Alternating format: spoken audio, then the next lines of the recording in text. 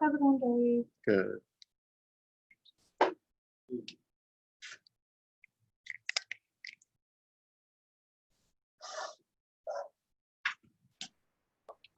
Are you logged into?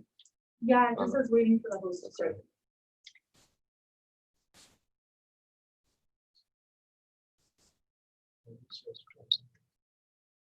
So they're on.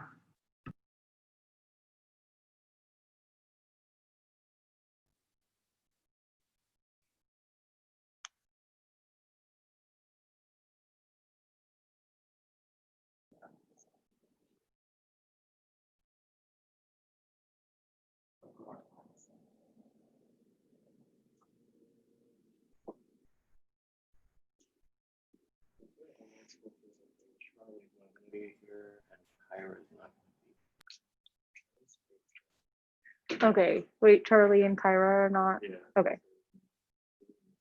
Cool.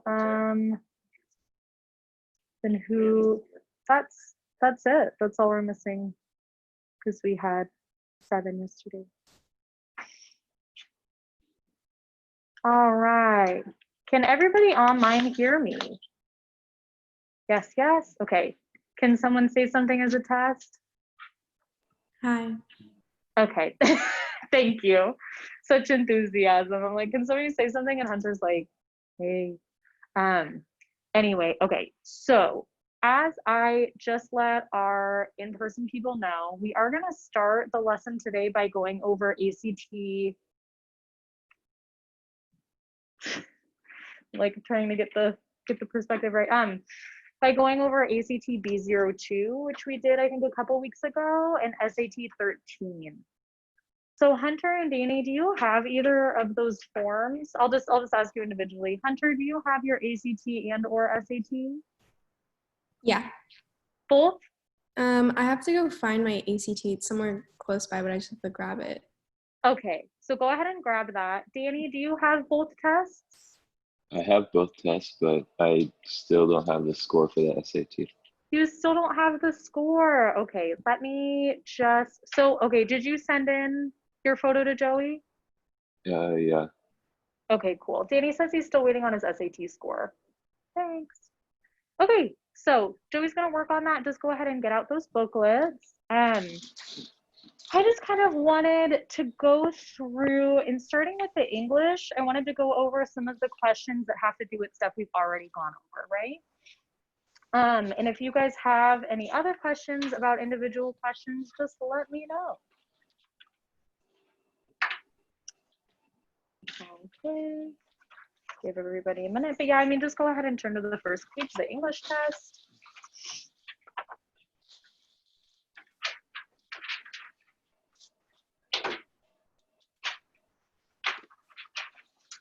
All right, so number 1, we have something that applies to what we have learned so far. I'll go ahead and read that one. While many factors contributed to Secretariat's success, selective breeding, top-notch trainers, and a skillful jockey, to name a few, the expertise and diligent care of the horse's groom, Eddie Sweat, who deserves some of the credit. So this is a subject-verb agreement one, right?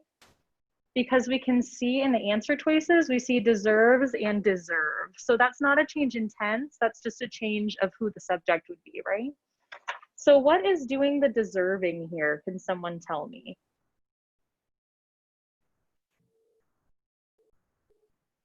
That's what they want you to think. Kenton said the horse's groom, but it's actually not.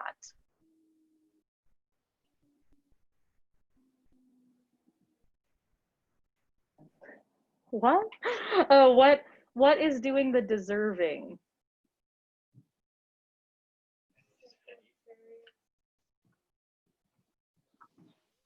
Okay. Okay, you guys are having a hard time with this one. Let's take a look at this one. So I'm gonna go ahead and read it without the part between the dashes, okay? That's like as if I just crossed it out, right? Because it's being distracting. While many factors contributed to Secretariat's success, the expertise and diligent care of the horse's groom, Eddie Sweat, who deserves some of the credit. So that might help clear it up a little bit. What deserves some of the credit is the expertise and diligent care of the groom. So I'll remind you guys that's a compound subject, right? So compound subjects are always plural. So that leaves us with C and D, right? Is it C or D? It's C, because if you put a semicolon there, deserve some of the credit is not an independent clause, right? That wouldn't make sense. So a little bit of strategy with this one. Obviously, usually when you're taking the test, you can write in the booklet. I would go ahead and just cross out the selective breeding up to name a few. Cross that out, read the sentence as if it's not there, so you can kind of connect those elements a little bit more clearly. Raise your hand if you missed that one. You guys all got it right, but you couldn't tell me who the subject was. Oh, wait, what?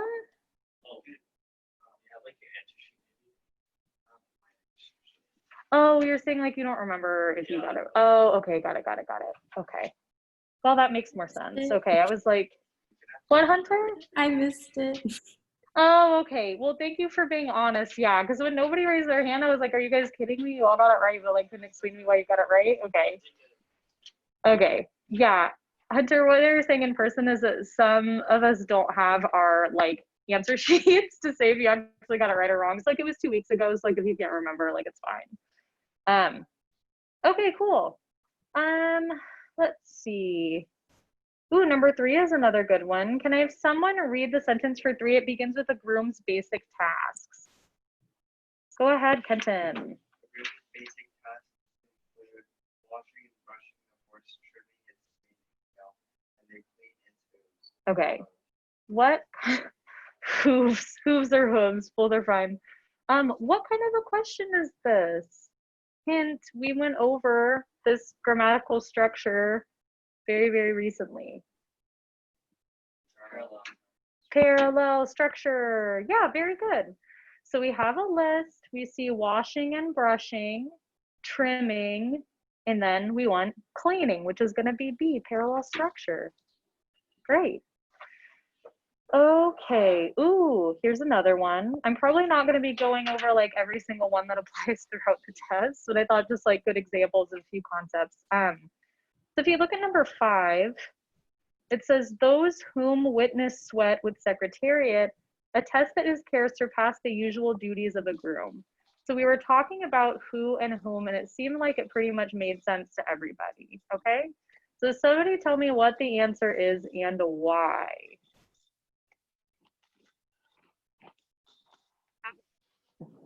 B, who, B, it's who. Why is it who? object. Yeah, because whom is an object pronoun. So you went, no, why? Okay, yeah, because this was a couple weeks ago. Totally get it. So the answer to 5 is B, who, because it would be those who witness sweat, right? Who is being used as a subject pronoun here. And whom would not make sense because it's an object. And then of which just doesn't make any sense. Okay. What else? We'll go ahead and flip the page. Let's look at number 11. That's at the very top of the next page. Why? This is just a comma question, right? Because the words are exactly the same. It just gives you a bunch of commas. Kylie, can I have you read that sentence, please?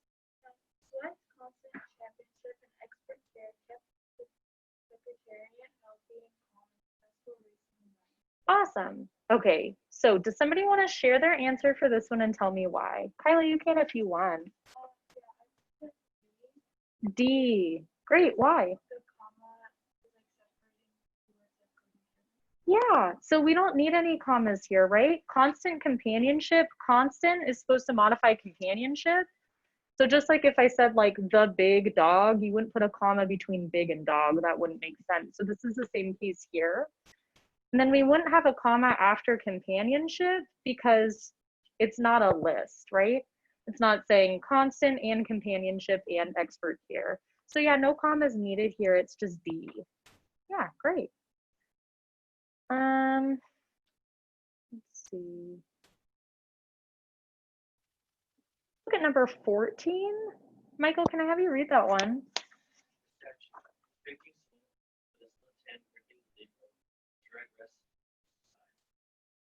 Great. Okay, you put H. So that would be the statue depicting Sweat with his left hand gripping the lead rope, his right resting on the horse's side. Great, that is our answer, right? It's talking about the statue. The subject is the statue. And we see depicting, which is an ing verb. So we want resting, another ing verb. Great, very good. What else?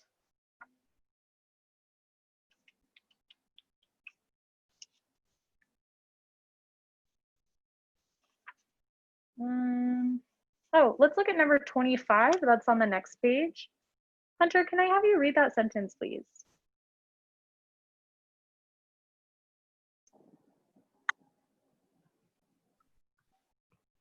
Okay.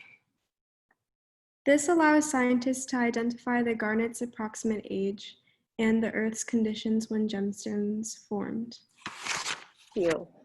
Can you tell me what's wrong with the sentence as is? The period. Not be a period there. Sorry, what? Why should there not be a period there? Because and the Earth's conditions when gemstones formed isn't a complete sentence. The part after and is not a complete sentence, and we also learned that our sentences are not supposed to start with conjunctions. So even if you were like, oh, I don't know about that being an independent clause, you see it starts with a conjunction, so it's not going to be it. Kenton, are you making an online purchase right now?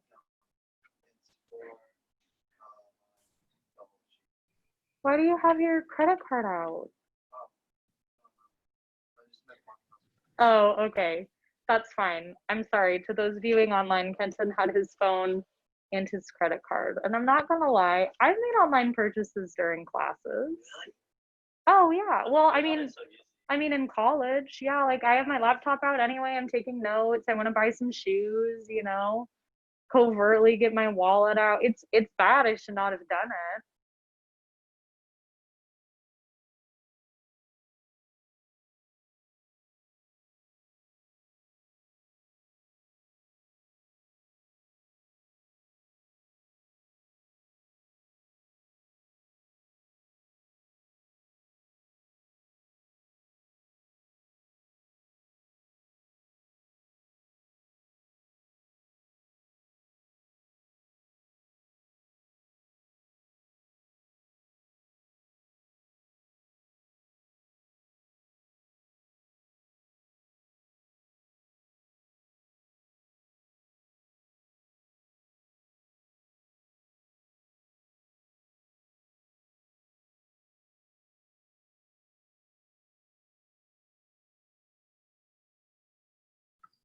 Nina, sorry to interrupt, but I can't hear you.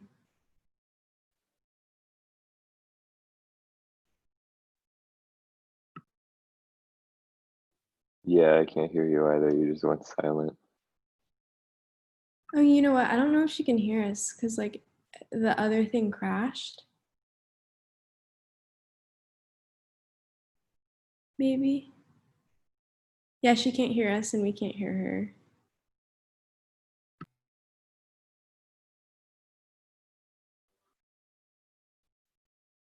We can't hear you.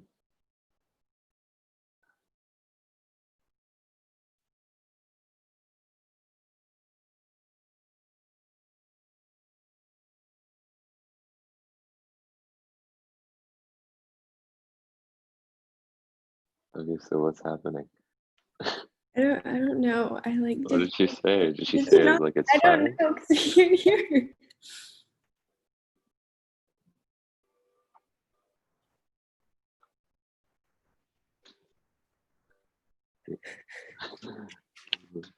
We can.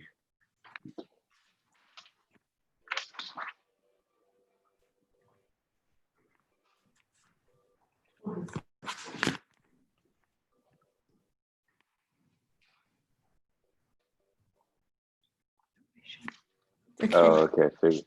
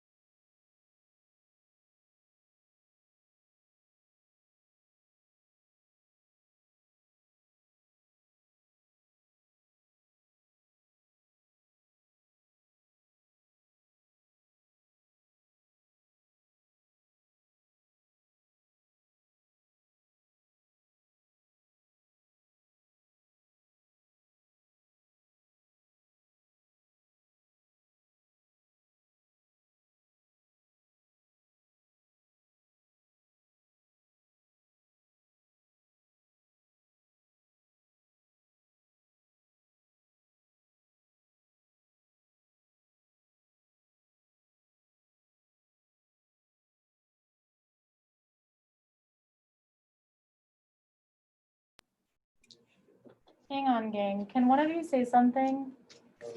Hello. Danny, literally just say like hi. Hi. Okay. So what I'm gonna do is that we usually do our little broadcasting on Joey's phone here. But it just says it isn't working, which is great. So I'm gonna go AirPods out, and I am just gonna try to do it via my laptop. I usually just have my laptop off or on so I can see you guys. I don't use it for the filming. But that's just what we're gonna do for now. Okay, thanks everybody. Just gonna keep this right here so I can tell if it ever works. Okay, here we go. Thank you guys for letting me know that I couldn't hear you. Oh, cool. Okay, it can't connect. So yeah, we're gonna be using my laptop for the time being. Okay, what's our rule when we have two answers that look the same except there's a period and a semicolon? Cross them both out, neither of them are the answer. Great. And we don't have a comma before the and because the second part is not an independent clause, which leaves us with D. Great. I feel like the majority of the mistakes that I make on this test are just because I'm going too fast. Okay, that is a good thought. Kenton said, I feel like the majority of the mistakes I made is because I'm going too fast. True. Kenton, why do you feel the urge to like rush through it? It's because I'm not used to the timing on the ACT. In general, I run out of time. Okay, So so you said you usually run out of time. Do you usually like make it to a certain number when you make run it to the out? last 10. and You then make it I to have the last double 10. the Okay. control. So do you find that you miss a lot like before that though, on the ones that you actually do that you have time for? Not really. Towards the end, I start missing. Okay.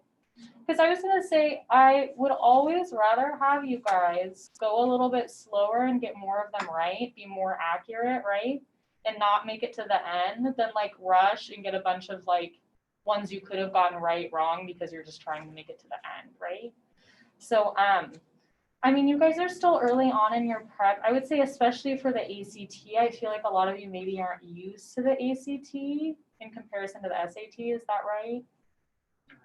At least the science and reading section. Yeah. Hang on just 1 second. Hey Joey. Your phone just like stopped connecting, so I'm just doing it by my laptop. It seems fine for now, but like I tried to like use the meeting ID to log back in with your phone and it just said it couldn't connect. So weird. So anyway, yeah, so like don't feel bad guys if you feel like you can't make it to the end of the section on the ACT right now. Like it happens, we're still working on our timing. But yeah, I would rather you kind of take your time on it because then I feel like if you feel like you're rushing, then like you're stressed and you're not like paying close attention and stuff like that too. All right, I just kind of wanted to go over maybe just a few more in the English, and then I want to talk about the reading a little bit because I've talked about the SAT reading at length, but not so much the ACT. Let's see what else.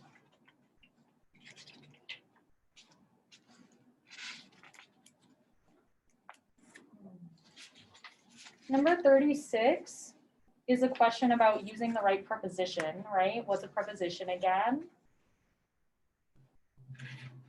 I don't know the exact. This is like a word that describes like the place. Yeah, direction or location, right? So like with, on, in, over, stuff like that. So, Danny, can you read number 36, that sentence, please?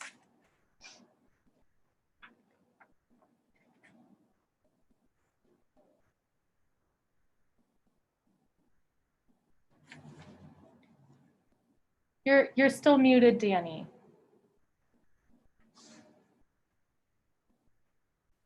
Okay, sorry. Go ahead. Others from that time period boasted an elegance that unsurpassed the river. Great, thank you. So what is others supposed to be here? What is that referring to? Can anyone tell me? Other vessels. Yeah, the vessels, right, the boats. So it's basically saying other boats boasted an elegance unsurpassed the river. Oh no. Ooh, the feedback.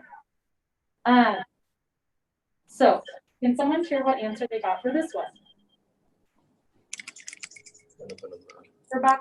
Yeah. Thank you.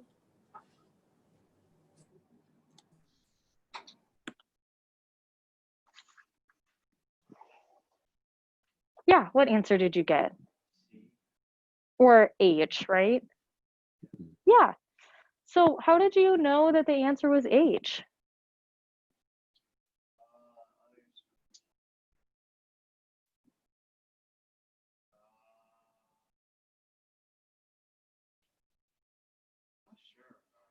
Okay. Well, you got it. Good sense. So our answer is H, unsurpassed on, because it's saying that the boats are on the river, right? We always say that a ship is on the river rather than in the river, hopefully, if it, is still a functioning boat. With doesn't make any sense, right? Because that would not take river as an object. And then if it said others boasted an elegance that unsurpassed the river, that would make it seem like it's more elegant than the river, which also doesn't make sense. So whenever we're deciding on what preposition is correct, right, we're looking at what is doing the preposition and what the object is, right? Great. Let's see. Ooh, let's look at for number 40, please.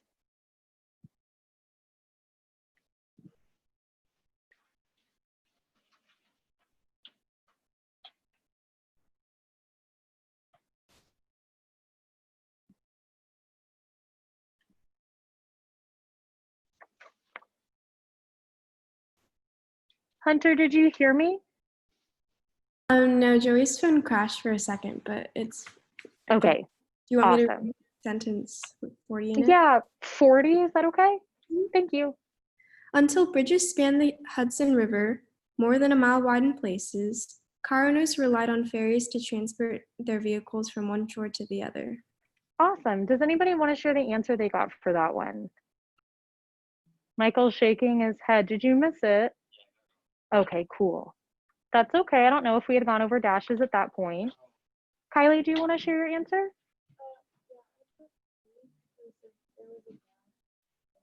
Great. Kylie put G, which is our correct answer. We see a dash before the word more. It's clear that that's supposed to start a non-essential clause, so we need another dash, right? It's a no-brainer.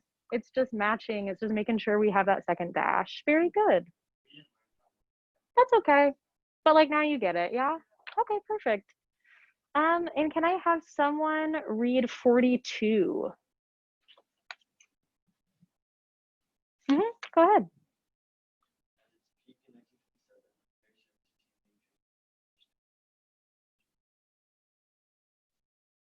Great. So it's talking about its is here. And what is it referring to? It is possessive, yeah, but like what is it here? Yeah, ferry service, which is singular. So that makes our answer what? H, very good. It's possessive, right? The only reason I asked what does it refer to is because we see that it's ferry service and it's singular, so it can't be there, right? And then we know that the other itses are wrong. Very good. It's possessive. Great.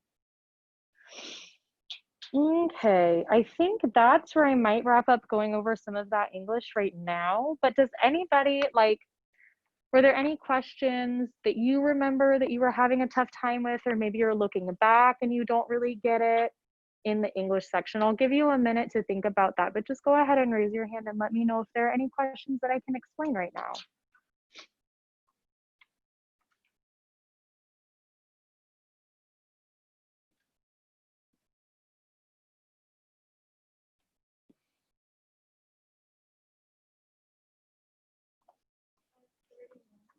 $31. Sorry, what? Okay, never mind. Okay.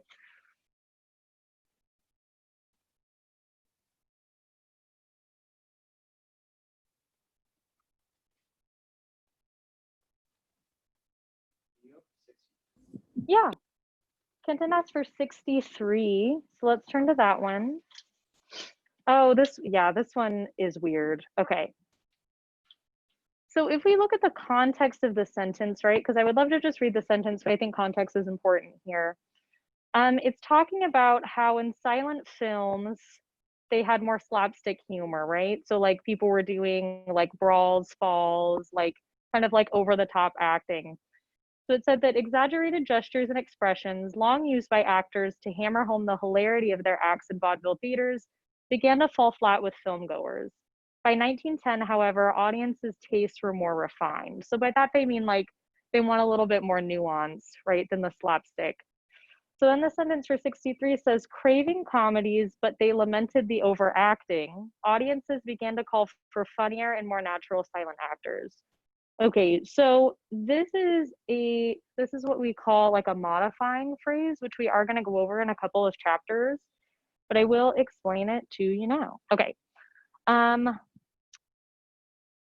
Right now we see craving comedies, but they lamented the overacting. That just doesn't, like, we want the they to be clear here, right? And also we don't really want but in there. So then we have B, though moviegoers crave comedies, they lamented the overacting. Okay, so that makes it clear, though they crave comedies, they lamented overacting. Okay, great. And then we have, despite craving comedies, moviegoers lamented the overacting. And then craving comedies, but lamenting the overacting. So our answer is D, right? Yeah. So this is, so with a modifying phrase, this is what I mean. Like I would say, licking her food bowl, my cat meowed, right? So licking her food bowl is clearly something done by my cat, right? So we need my cat to come right after. So here, we want craving comedies, but lamenting the overacting. Those are two things that the audience is doing. Then we want the audience to come right after that. So that's one reason why that's correct. Another reason is, we also haven't gone over this quite yet, but wordiness. So whenever you can express the same idea in fewer words, that's going to be the correct answer. So this gives us all of the information that we want, but in the shortest package, right? If the only cases that the shortest answer would not be correct is if it's leaving out something important to the sentence, but in this case, it's not. Does that make sense? Okay, perfect. Any other ones I can discuss right now? No? Okay, cool. All right. So I wanted to go ahead and flip to the reading section. I'm not going over any math with you today. I'm simply not doing it. So flip, flip, flip. The reading section begins on page 30 of the test, right? So the ACT has a very funky kind of organization of topics as compared to the SAT. So I want to talk a little bit about what makes up an ACT reading section because I haven't yet. So can everybody online, can you read what I have here? Go ahead. Okay, awesome. Thumbs up. Great. So with the ACT reading, the other day I was like, oh, how long is the ACT reading section? I think I guessed like 45 minutes or something. I'm sorry, I haven't done ACT in a while. But it's actually 35 minutes long total, but it also has one fewer passage, right? So the SAT has 5 passages and it goes literary narrative, social science, science, social science, science. But the ACT has 4. And just like the SAT, they're always going to be in the same order in terms of genre. So fortunately, to make it easy for us, the first is literary narrative, just like in the SAT, right? So the first one in the ACT is always going to be literature, and there's only one literature passage. The second one is going to be social science, which means the same thing as for the SAT, right? So things like anthropology, maybe social economics and stuff like that. The third one is humanities. A lot of confusion, I think, among high schoolers of what that actually means, right? So humanities includes things like, well, most commonly on the ACT, literature and art. And by literature, I mean not that it's a literary passage, but that like it'll talk about like books or something like that. In this case, the humanities passage went over, it was miniatures, right? Like models as an artistic form. So yeah, a lot of these you find are like about paintings or about museums or something like that. And then the fourth one is natural science, which has the same definition as like the hard science of the SAT. So it's going to be like bio, chem, I almost said astrology. I meant what's the right word for it? Oh my gosh, what's wrong with me? Astronomy. Thank you. Yes. Um, so yeah, they're always going to appear in this order. You have 35 minutes total. So you want to shoot for 8 minutes per passage. If you divide 35 by 4, you get 8.75. So like 8 3/4 of a minute is the maximum amount of time you can spend on each passage. So I recommend that students do 8 minutes per passage. In my opinion, the breakdown that I think works the best is because remember how I told you it should be maybe like a 5 minute on the passage, 7 minutes on the questions for the SAT. I would recommend like 3 minutes to read the passage and 5 minutes to do the questions, right? Because just like we were talking about before, I do think that the questions on the ACT reading are a little bit more straightforward and they don't make you go back and find those quotes as often. So they should go a little bit faster than the SAT. So does anybody have any questions about kind of the structure or the way that the ACT reading works? Cool. Okay, well now we know. I'm just gonna I'm not gonna go over every single question, but if you go ahead and look at the first one, it's literary narrative, right? So the same thing as the SAT. Did anybody or is anybody recalling any questions that were especially tough for them on this first passage?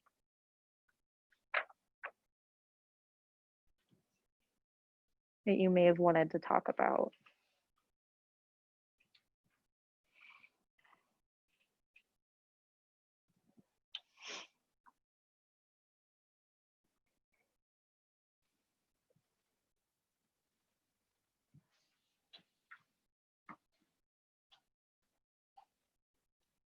Kenton, do you have any? Okay, that's fine.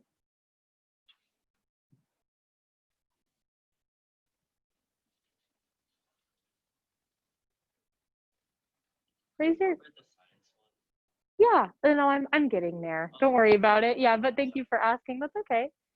So raise your hand if you felt like this literary passage was a little bit easier than the ones on the SAT. Anybody? Bless you. Does anybody feel like it was harder on this one than it was on the SAT?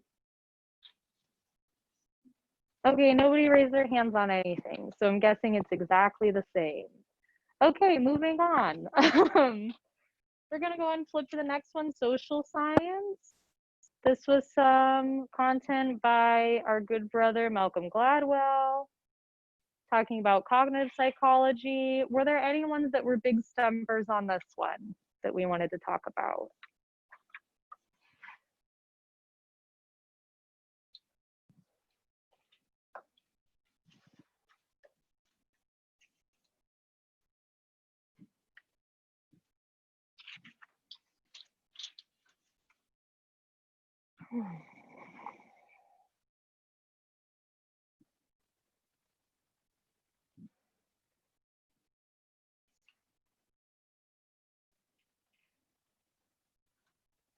Okay, if not, we're going to go ahead and flip to the next one.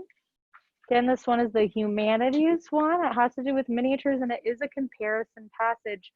So something I should have mentioned before is just like how every reading section on the SAT will have at least one comparison passage, the ACT does too, but it will only be one, right? Any questions on this one? Okay, great. Okay, last but not least, the science. This is Back to the Future, but not the movie. Okay, so Michael, you said you had a couple questions on this one, yeah?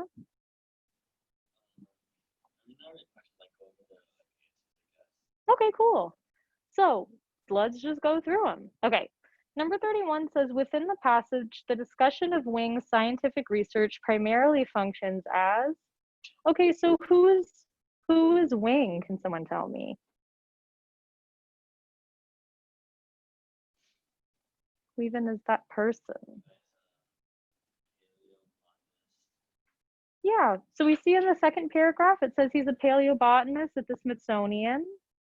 And he says the Bighorn Basin was a balmy, swampy Eden, right? It was very swampy, it had flora and fauna, but then relatively quickly, it got really, really hot. Great. So what kind of research is he doing here? Give you guys a minute.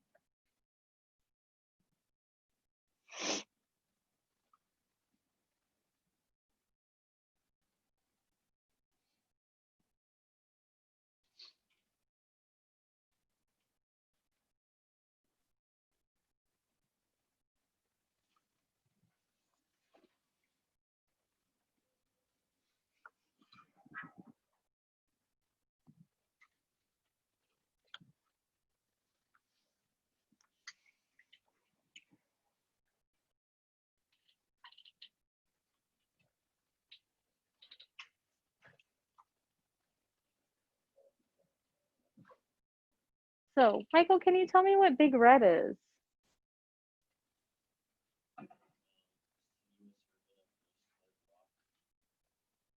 And why is it important?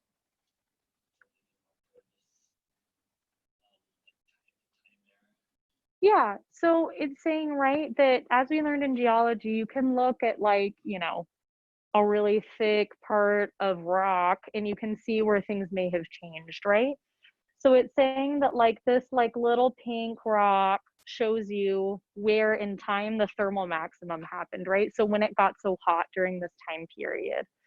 So it looks like Wing is interested in the thermal maximum and he's looking at a bunch of fossils and rocks and stuff like that that tell us more about it, right? We see in the third paragraph on the right side, the one that says line 65, says to Wing, it began to seem increasingly implausible that plant communities could have segued through the PETM unaffected, right? And by that he means like it seems weird that like all of these plants could have just survived this temperature change. That seems weird. So then it says in 1994 he started a methodological search for the fossils, returning year after year to the Bighorn Basin. So he's going back to that basin, and what does he find?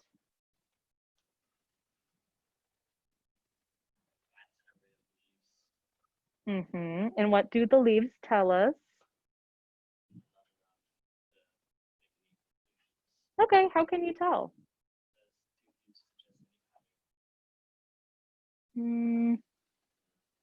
Okay, but then it does say that he went on to extract more than 2,000 leaf fossils representing 30 different species.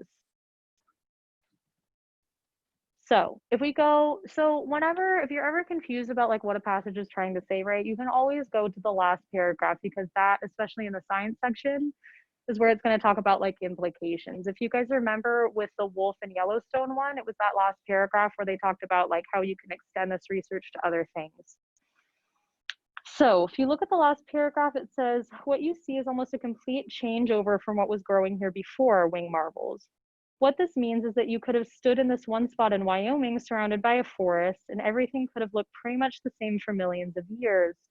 And then over a few tens of thousands of years, almost all the plants you're familiar with disappear or are replaced by plants you've never seen before in your life. So this might seem obvious, right? But he's saying when this temperature changed, pretty much all the plants that existed went into the ecological garbage and new plants rose up. Does anybody have any questions about that?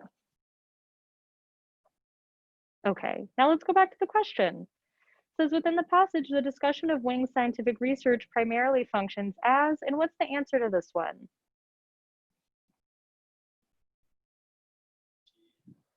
D? Great.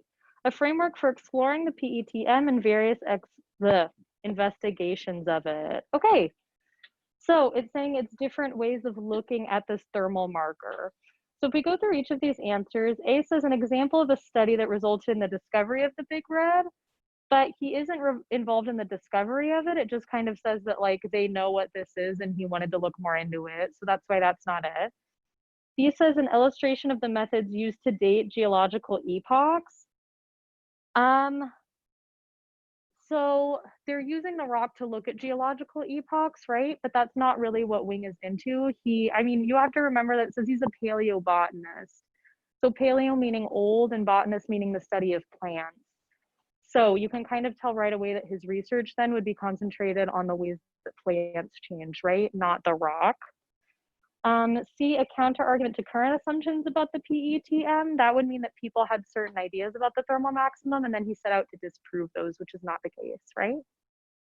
I'll go over a couple more questions from this one. 32 says, as summarized in the passage, Wing's research focuses primarily on. So again, if we're paying attention to what his specialty is as a paleobotanist, we can tell that what is the answer? F, comparing the plant life. He's interested in the plant life and that is his main thing. He's not looking at teeth, he's not looking at rocks and minerals or mammal fossils. All of those things are mentioned in the article, right? But we're focusing just on Wing. I don't really kind of want to use all this time going through each and every question here. Yeah, but I mean, was there any particular question that you had questions about? Does that kind of like clear up a little bit more like what that's about though, and like what things to look at? Yeah. Okay, great. Does anybody have any questions about the ACT reading en general? Okay, well, this is probably not the last ACT we're going to be going over. We're going to go ahead and take a pause. This is a little bit unconventional of a meeting as far as our meetings go, because usually, you know, we would have got over the homework by now, but we have not done that yet. So I'm just kind of playing it by ear. People in person, you can go ahead and pass the ACTs back up to me, and hopefully remember not to write in those. Thank you. So I'll go ahead and take those. Oh, never mind, that is yours. My bad. Thank you. Okay, so we'll be back at like 10:55. Thanks, guys. Everybody hanging in there? No, going over tests is not super interesting, but we're living. Okay.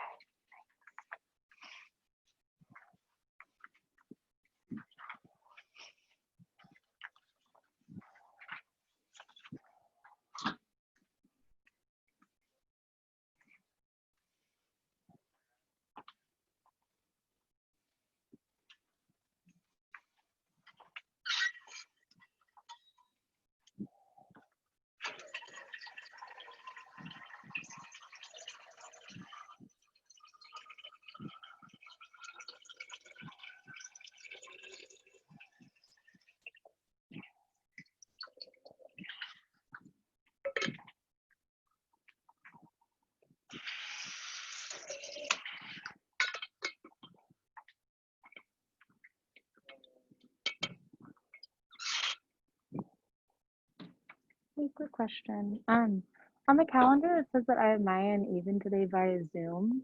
It is via Zoom, it's not in person. And do we have like a link or an email for them? Because I haven't.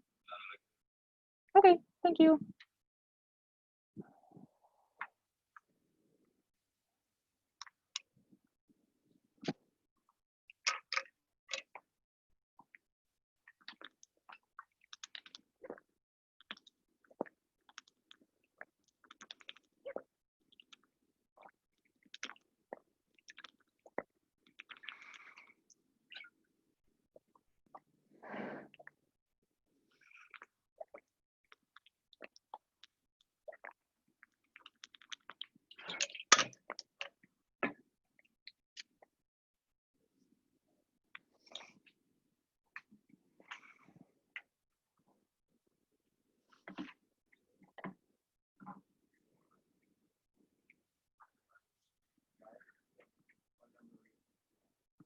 More tricks. Kenton, do you want your Nutri-Grain? What flavor? Huh?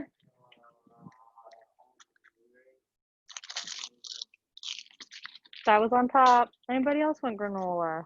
Yeah, what kind? Ooh, Michael. Yeah, what kind? We have strawberry, green apple, and blueberry. Huh? Green apple, apple cinnamon. Trade? You want it? Awesome. Okay. Bone apple teeth.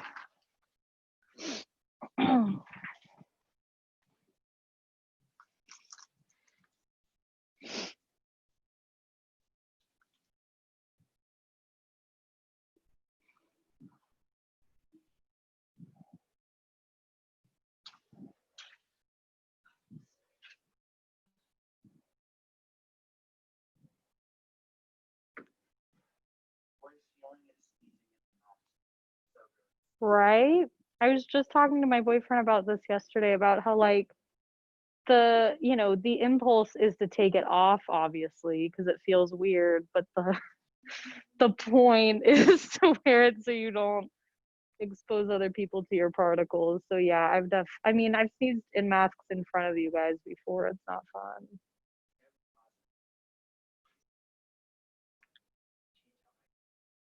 That's gross. Yeah, I just launder mine. I haven't used the disposable ones yet. I always use the reusable ones.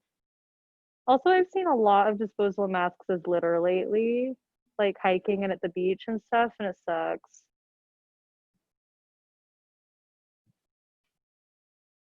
I feel like people aren't taking it as serious.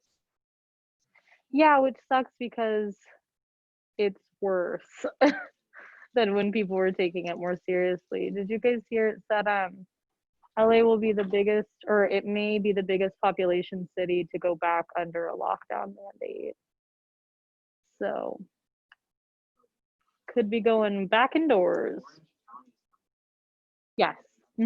Yeah, Orange County is above San Bernardino and Riverside County, second only to LA.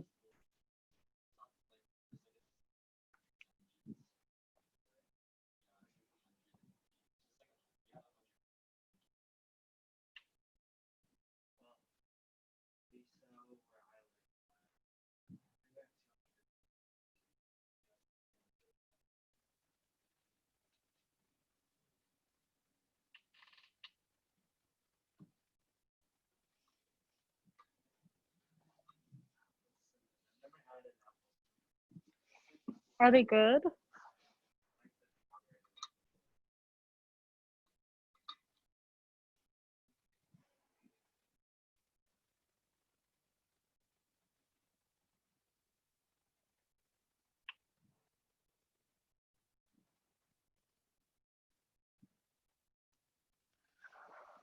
All right, gang, back to it. So now we're going to take a look at SAT 13. It also occurred to me that there should not be another time over the course of this class that we're going over 2 tests at the beginning of class. Hopefully it'll just be the one from the week previous. So hang in there with me. Let's take a look at the reading first. So you guys should have a little bit more of a vivid memory of this test because you did it more recently. The first passage is our literary passage from Mr. Nikolai Gogol, The Mysterious Portrait. There's a lot going on in this one. This one can be a little bit confusing for students. So did anybody have any questions about the passage or about the questions? This passage kind of reminded me of the fountain. You've read The Fountainhead as assigned for school? Yeah. Really interesting. I never had to read any Ayn Rand, and for that reason, I also didn't read it of my own volition. So simply not interested. Yeah. If I wanted to read more about not caring about other people and the power of the free market, I would just watch Fox News. But anyways. Okay, no questions about the first passage? Oh, Hunter, what's that? Can we go for question 3? Yeah, absolutely. Question 3.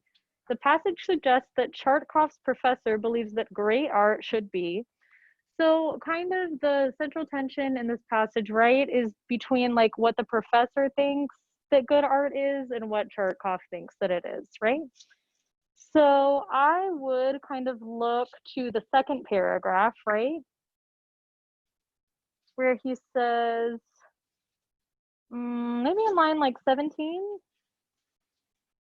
He says, it's seductive to paint fashionable little pictures and portraits for money, but talent is ruined, not developed by that means. Be patient, think out every piece of work, and discard your foppishness. Let others amass money, your own will not fail you. Right? So he's saying, like, don't give into style, right? Great art is that endures, in that the artist is very patient in making and really takes his time about, right? So what's our answer to this one? A? B. Great. Oh, pardon? I honestly, I don't know. I mean, A? Awesome. I mean, yeah, I would believe that. Technically accomplished and not garish. So by technically accomplished, he means that like the art there is actually good, right? And then what does garish mean? Can anybody tell me? Raise your hand if you don't know what that means. Okay. Garish means like you might, so okay, let's say like everyone is at a nice gala for rich people and they're all wearing like black tie attire, right? So garish actually means like someone who came into the gala wearing like a bright yellow tuxedo, right, would be garish because it's like it's too colorful, it's too loud, it's not fashionable, right? So he's saying that like the new popular stuff like is too trendy and like too loud and ugly. So that's what he means by it not being garish. Does that make sense? I feel like maybe some of us might have had trouble with choosing A because you didn't know what garish means. Okay, awesome. Well, now we know. Hunter, does that answer your question? Yes, thank you. Great, thank you. Any other questions? Yeah.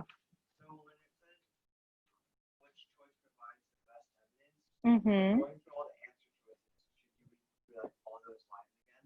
Or should you like give those rules? Yeah, so Kenton has a question about forcing, should I go back and look at all of those lines or should I just skim through them real quickly? Is that what you're asking?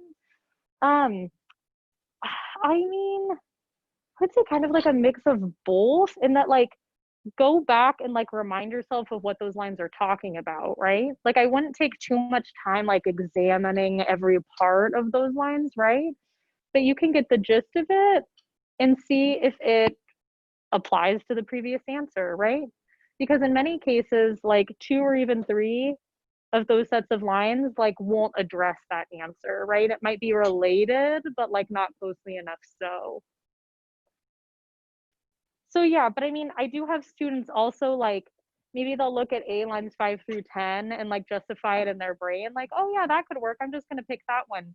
But really a later answer will be a much better answer. So I do recommend going through all of them, even if it's just briefly.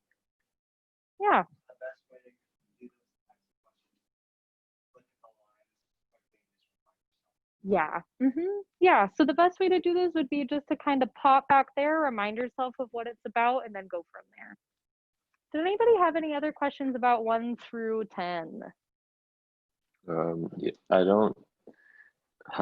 don't get how number 6 is C because I got A and I didn't think Okay. it'd be C. So for number 6, Danny says that he got A and he can't really see why it's C.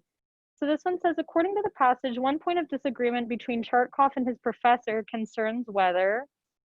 Okay, so you said making money from selling paintings destroys artistic integrity. Did anybody else put that one? Okay. So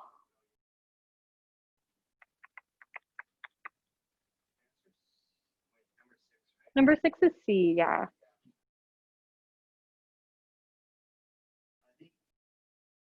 Let me, sorry, I'm just going back. On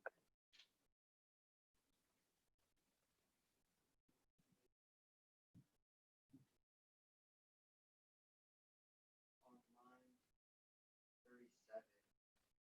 it says he did not agree with the professor that the secrets of the old masters are irrevocably lost to us. Yeah, So that's yeah, I was trying to kind of, oh, I'm sorry, what? Yes, I was gonna say, I was trying to find like something that explicitly disproved A, but Kenton's right in that line 37 It says, though in private, he did not agree with the professor that the secrets of the old masters are irredeemably lost to us. So there it explicitly says that they disagree on something, which is why I think that C is the better answer. And let's see.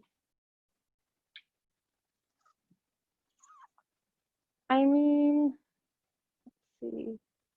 The professor doesn't also say, like, you could assume, like, he says that being patient and traditional is more important than being trendy, but he never says, like, that making money ruins you, right? So I could see you kind of maybe like inferring that or kind of extending those conclusions, but that's not it. Danny, can you get on board with that? I know this one was a tough one. Yeah. Okay, cool. Any other questions about 1 through 10? Good? All right. Okay, the next one is, remember that? No, you don't. Study shows false memories afflict us all. Any questions about those? Those are questions 11 through 20.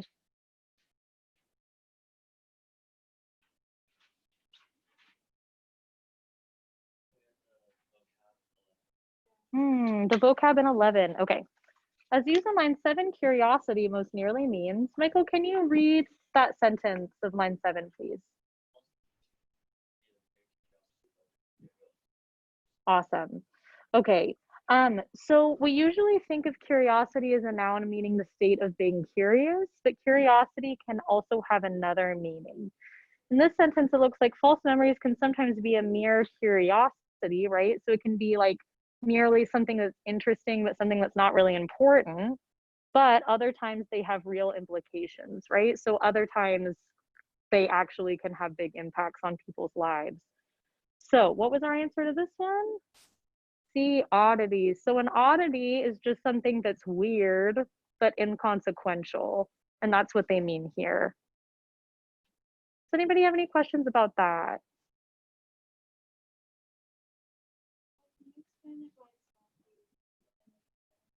Yeah, absolutely.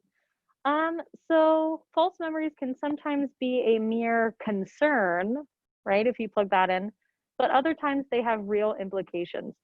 So the word concern, like you don't say that something is merely a concern because concern means that it's already something serious that you care about. So that is kind of contradictory to what they're trying to represent in the sentence. B says question. False memories can sometimes be a mere question, but other times they have real implications. You wouldn't say that false memories are a question. That just doesn't like really make sense. You wouldn't describe them as such.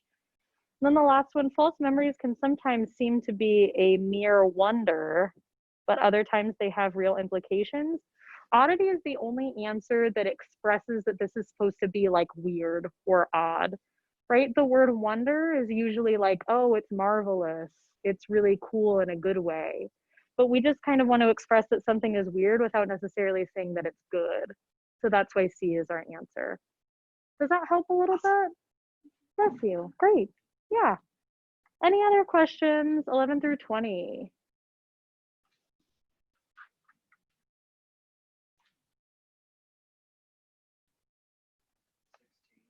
16. Okay. Which statement about the study led by Patihis can reasonably be inferred from the passage? So let's go back and see what study that is. Let's see. Oh, this is the one where it has UCI. Dot. Okay. So I'll give you guys a minute to review that, and then I want to see if someone can explain to me what that study is.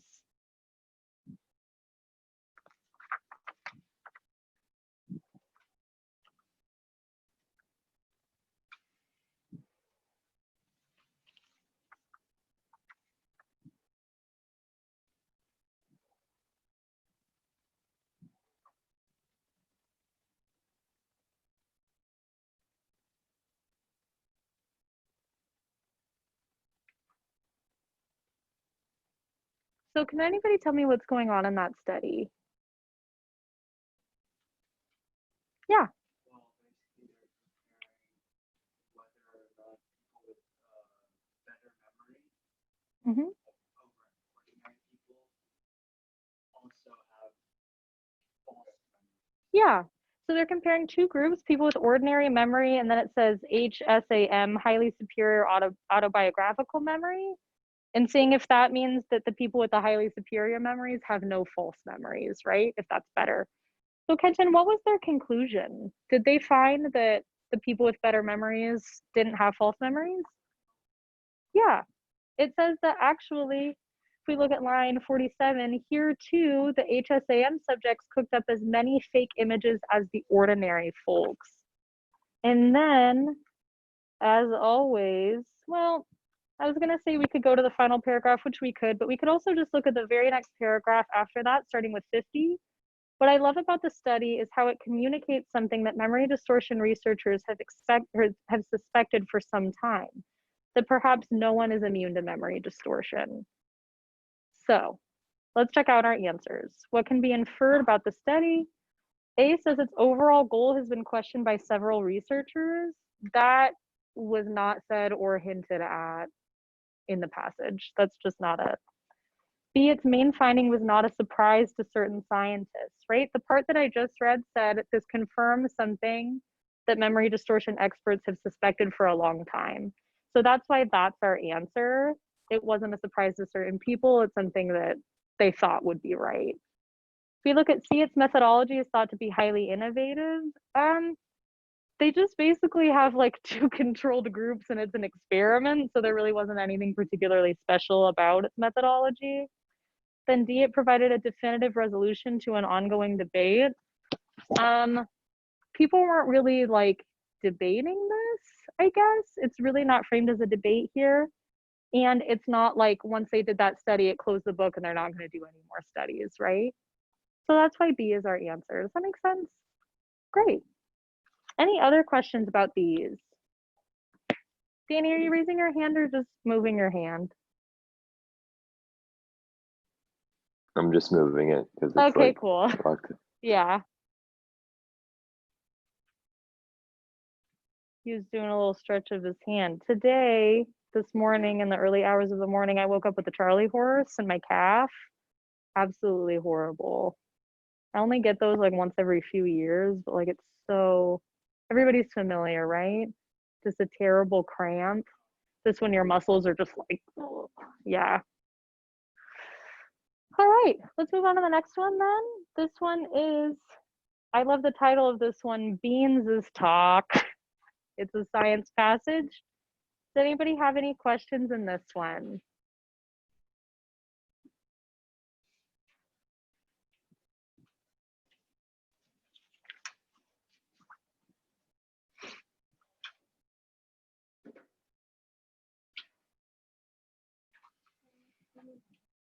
$29? Great. This says, which choice best describes the nature of the relationship between the broadbean plants and fungi discussed in the passage? Okay.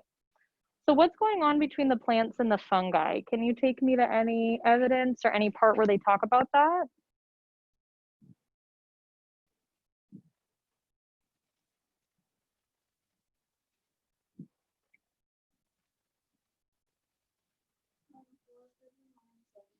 Mm-hmm.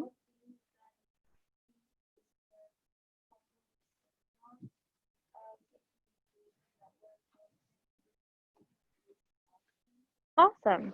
So Carly took us to line 70, right? Where it says that broadbeans do seem to be using their fungal symbionts as a communications network. So here, if you actually know what the word symbionts mean, that can be really helpful, right? Does anybody know what that refers to? A relationship called symbiosis. What is symbiosis? Yeah, where it is a good relationship for both species involved. Yeah. So that's helpful if you know what that word means, but you can also just tell from that sentence, right? That the beans use the fungus to warn their neighbors to take evasive action. And then the next sentence too says, it helps the fungal messengers by preserving their leguminous hosts, okay? So it's good for the fungi, it's good for the beans. So what's our answer to that one? A, mutually beneficial, and they both profit from the arrangement. Great. You may be tempted to do D, necessarily codependent, since neither organism can produce chemicals independently of the other.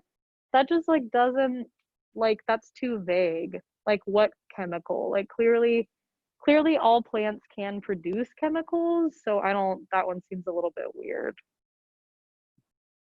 Does that help at all? Okay, great. Any other questions from this one? Okay, our next one is a comparison passage, Frederick Douglass and Richard H. Dana. I love anything that Frederick Douglass writes. I think it's great. He's very forceful. He taught himself to read as a slave, which is insane. Any questions on this one?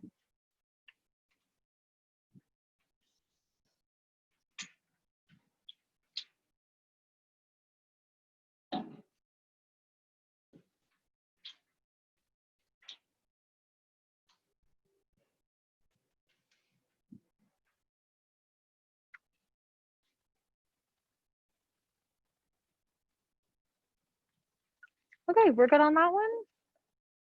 All right, and our last one, finches in their head color. Any questions in here?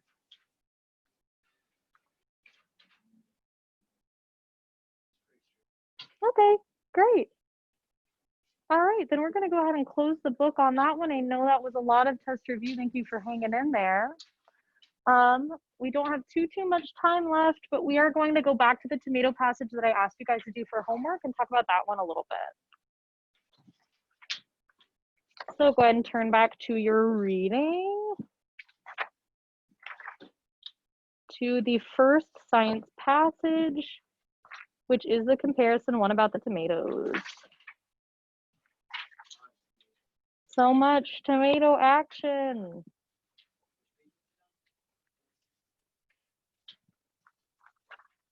Yeah, so the worksheets start on 16. What? Yeah. Because the ones printed from the text are all have different page numbers.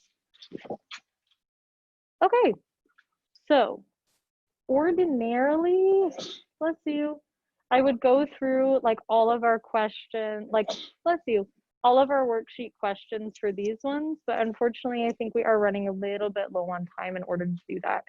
So I just kind of want to talk briefly about what's going on in both of the passages in kind of a broader sense, and then go through the answers. So does anybody want to tell me, bless you, what's going on in passage 1? What is the focus there, and what are they trying to say?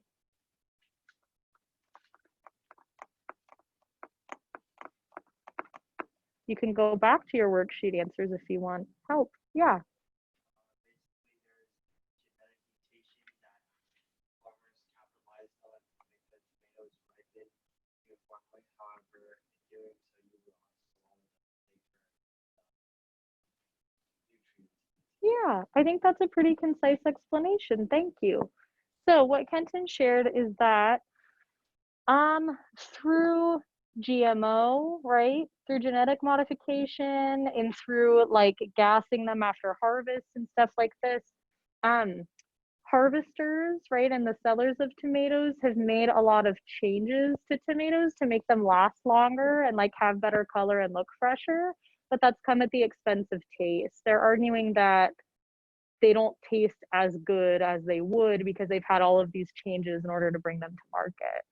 Yeah, does anybody have anything to add to that? Do we feel like that's pretty much it? Okay, great. I think so too.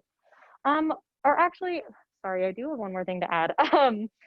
The writer here seems a little bit fixated on the role of sugar in tomato flavor as well, right? Like if we go to oh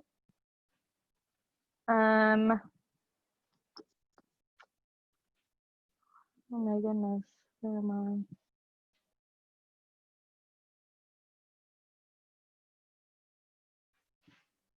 Where's the part? Okay. So in the last paragraph, it says picked and stored fruit, of course, is stored in the dark and thus neither receives nor produces sugar. So I feel like there was one more. I don't know, I'm tripping. But they say that like the flavor of the tomato relies on a variety of factors, but a major one is sugar. So then in the second one, can someone tell me what Harry Klee is doing? Here, yeah. Mm-hmm. The thing that like makes people think that tomatoes are sweet are like the volatile things in the sugar. Mm-hmm. So you basically like crossbreed to make perfect tomato. Yeah. Great, thank you. So Harry Klee is a horticultural scientist, and he's like, what if we could make them pretty good for market, but we could also bring that sweet flavor back? So he says that flavor might rely a little bit more on the volatiles and the flavonoids or whatever, a little bit more than the sugar. So that's where he kind of differs from the other passage, and that he feels like sugar is not as big of a deal. But yeah, I want to go ahead and define a couple of quick words for you.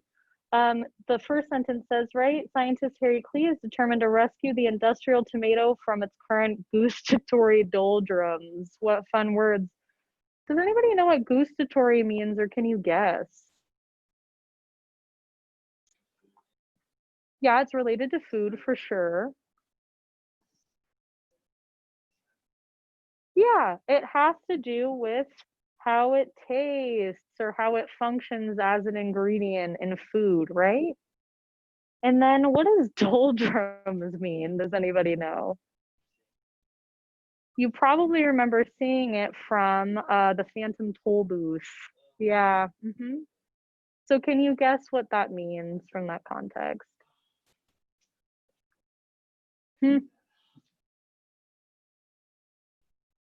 Is it a good place? No. Yeah.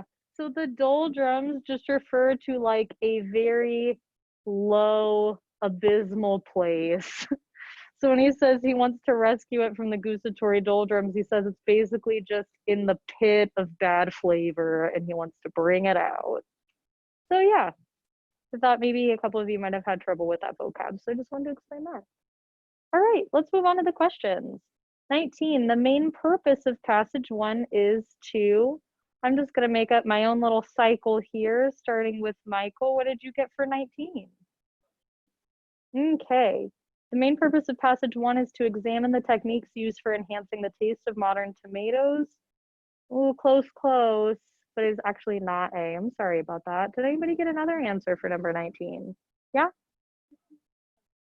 Oh, sorry, I was calling on Kylie, but that's fine. Did you guys both get D? Yeah, our answer actually is D here. Describe some of the factors contributing to the blandness of modern tomatoes. And why it's not A is because it says examine the techniques used for enhancing the taste.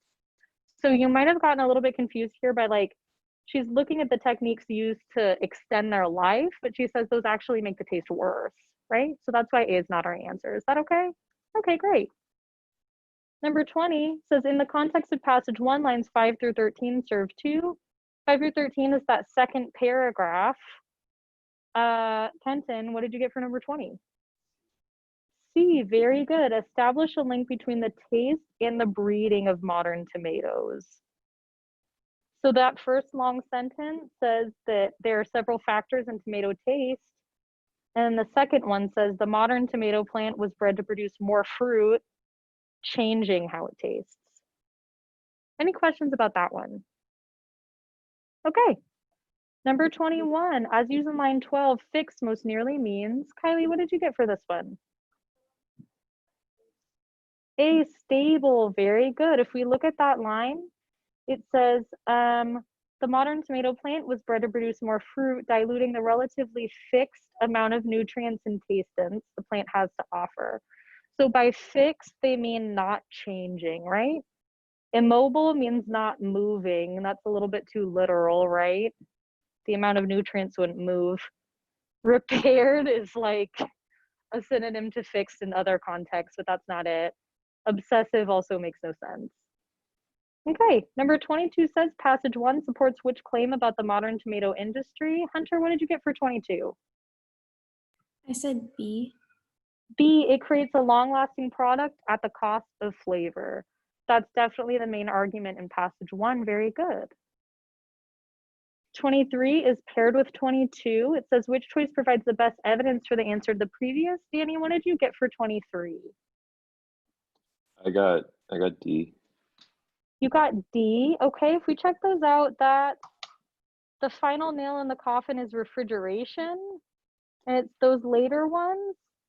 That is actually not the answer. I am sorry about that. Does anybody else have another choice?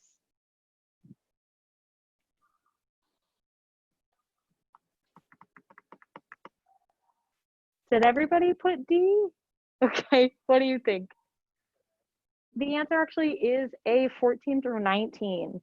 If we return to those lines, it says researchers at UC Davis recently discovered that a genetic mutation that occurred about 70 years ago and was unselected by breeders came at the cost of less sugar and carotenoids in the fruit.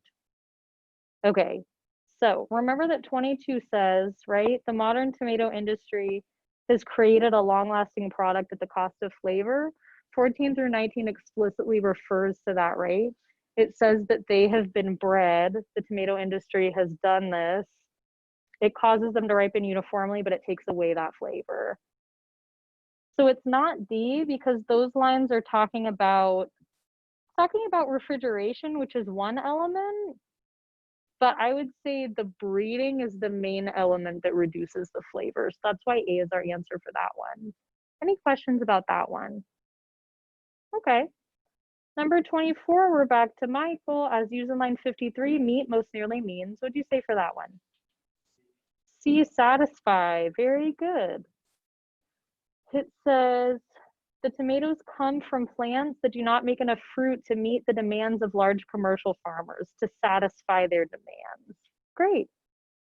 Number 25 says the description in passage 2 of Clea's most recent research indicates that it is based on the assumption that, in Kenton, what did you put for that one? Hey, great. Both customers and producers will benefit, right?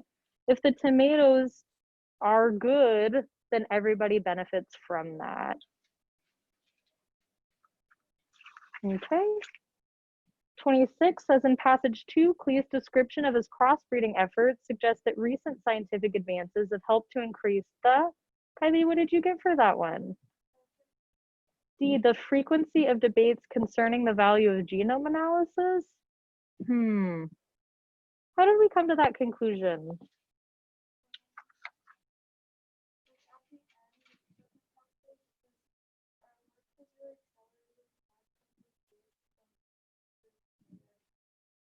Okay. So it seems like he's saying that like genome sequencing is good, but it doesn't seem like anybody's arguing about that, right? He's saying that it's useful, but I think the debate part of that answer is missing. So that's why it's not our answer, but thank you. Did anybody get a different answer for this one? Yeah, what do you think? A, the potential quality of products available to the public. How can you tell?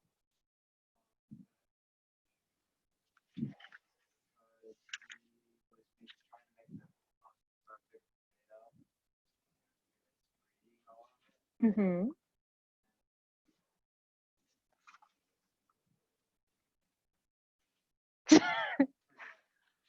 Okay, so I think he's saying, right, that because they have genetic analysis and because they have the genome sequence, that helps them do better crossbreeding, which helps them create better products. So that's why A is our answer.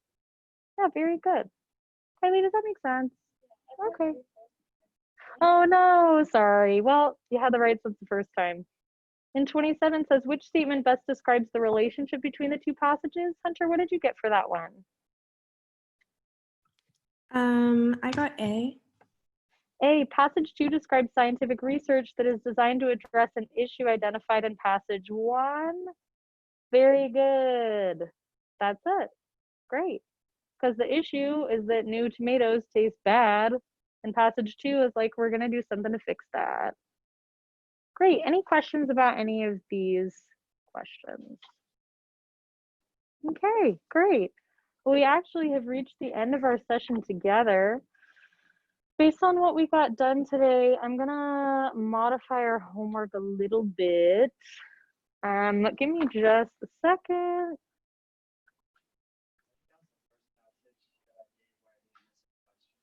Nice, congratulations. That feels good.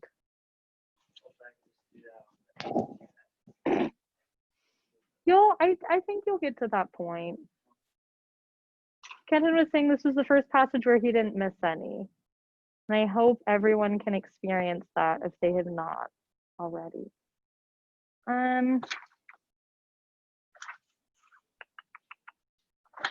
Let's see.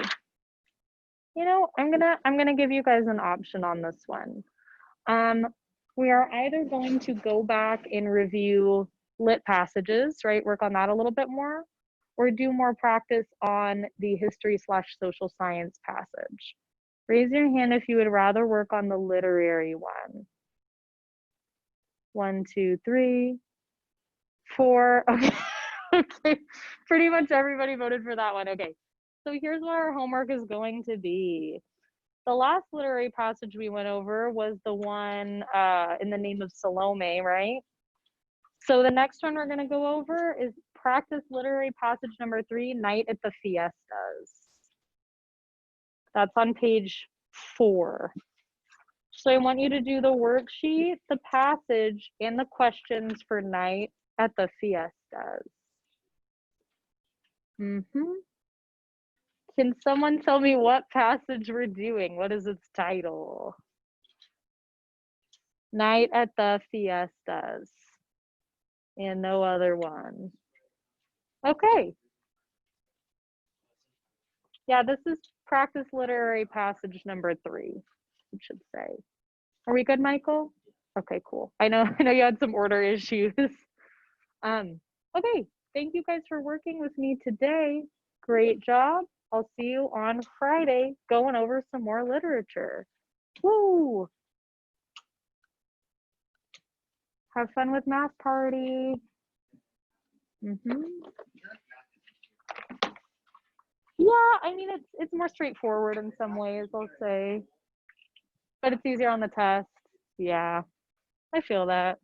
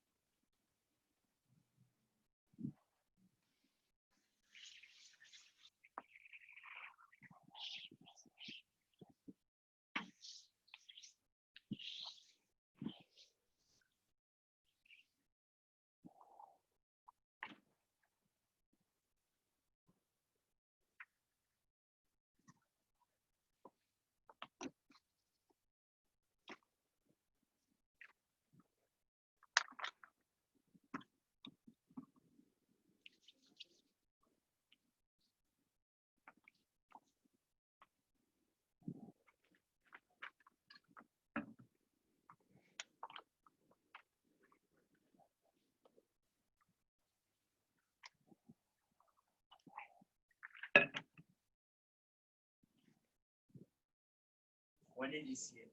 Because you were freaking doing this though.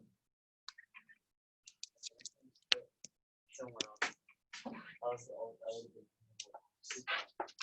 maybe probably stayed here with me. But you didn't see it when I took it out of the gun, right? You just want to got it. It's close. That's why I don't do card stuff. Small.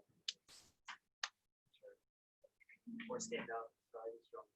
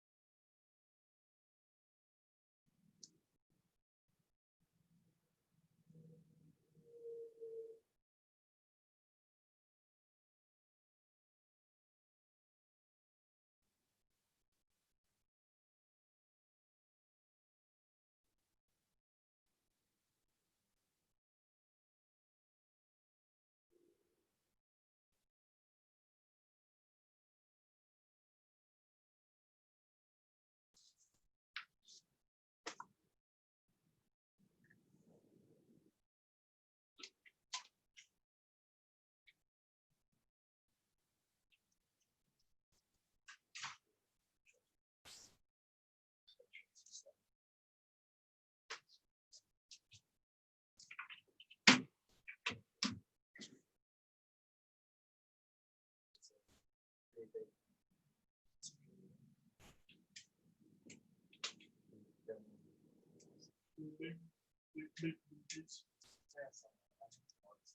don't think did you class in school? Yeah. Like the music. It's just bigger. You have to audition. No, it's just a class. But for the news segment, I think that might be part of the new production. Yeah, my school district, you have to audition with Just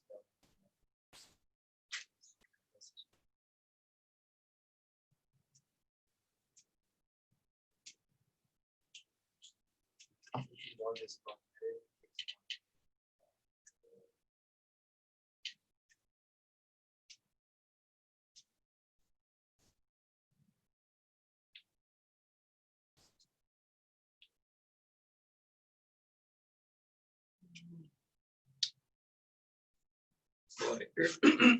Pull out your math or their test book.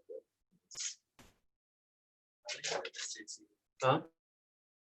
You're right. Yeah, we did the SAT.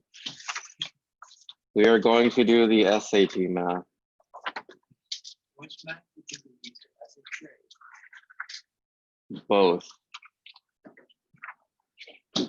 They're both so easy.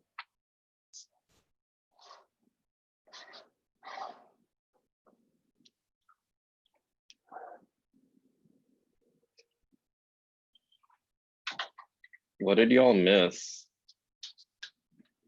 Stupid stuff. The first one on section 3? Wait, why'd you miss the? I didn't read it correctly. I fell for it. It's so stupid. What did you do wrong? I don't know how I got this wrong. Did you solve for y, or what did you do for the first one? The first one, I forgot. I put 6. Wait, I put 6 because I did not multiply the 2 by 21 to get 42. I said that, right? When you do elimination, when you multiply, make sure you multiply the left side and the right side. It's such a common mistake. So everybody should know how to do number 1, right? That's the system of equations. Number 2 is super easy too, right? Just graphing a line.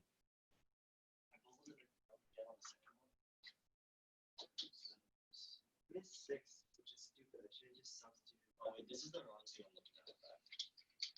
Yeah, for number 6, the easiest way is just to plug in the answers. And I plugged in the first answer wrong, so I got the whole thing. Same with number 4, right? The easiest way to do number 4 is just to plug in the answers instead of graphing it. Yeah. Or just plug in the answers to make sure they work in both. They have to work in both inequalities. Sad, sad days.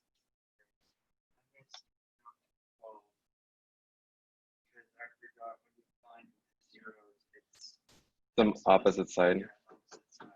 Yeah, that's a lesson that we're gonna go over today. Number 10, right? We talked about infinitely many solutions. We gotta make it so that both sides of the equations look exactly the same.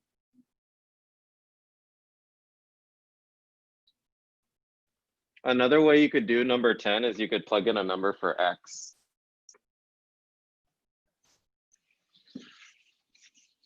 Because it should be true for all solutions, right? So you can plug in 1 for x. What happens when you plug in 1 for x? You get 8 times 1 minus 2 times 1, c plus 1 equals 1, right? So this is 8 minus 2, c plus 1 equals 1. 8 minus 2c minus 2 is equal to 1. And you just solve for c. That's another way you can do it. So there's 2 ways of solving that one. No, you don't. I'm not wearing a hat. No.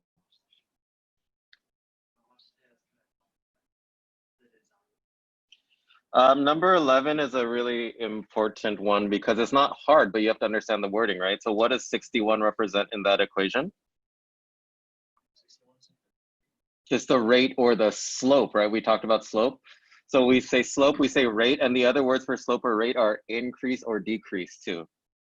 Right, so if you remember, all those words are synonyms. Slope rate, AROC, right? We said average rate of change. Increase if it's increasing or decreasing if it's minus. So then if you pay attention to that, then you know the answer is D versus C, right? It's not the difference, it's the decrease.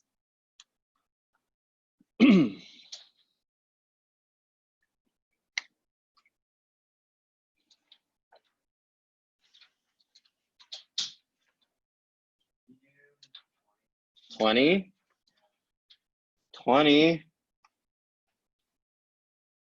We haven't gotten to radians and arc lengths. Ugh. There is. You must have remembered that test. I know the area one has equal area to the radius. When you do arc length or sector area, it's just a proportion. It's x over 360, right? Degrees over degrees is equal to arc length. Arc length, they use S. I don't know why. But you can just say arc length. Arc length is a piece of the circumference. The formula for circumference is 2 pi r. If you forget it, it's on the front page, yeah? So this is the proportion you can set up. What? Yeah, circle is 360, right? Don't put 180. That's why I got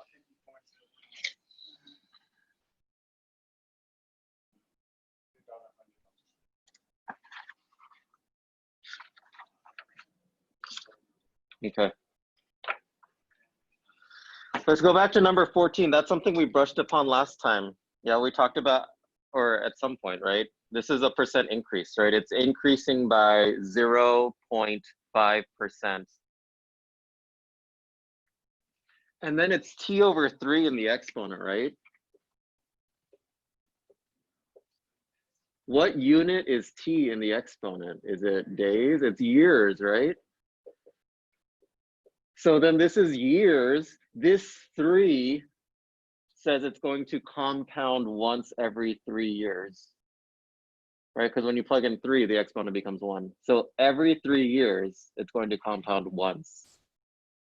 But the question wasn't asking for every year.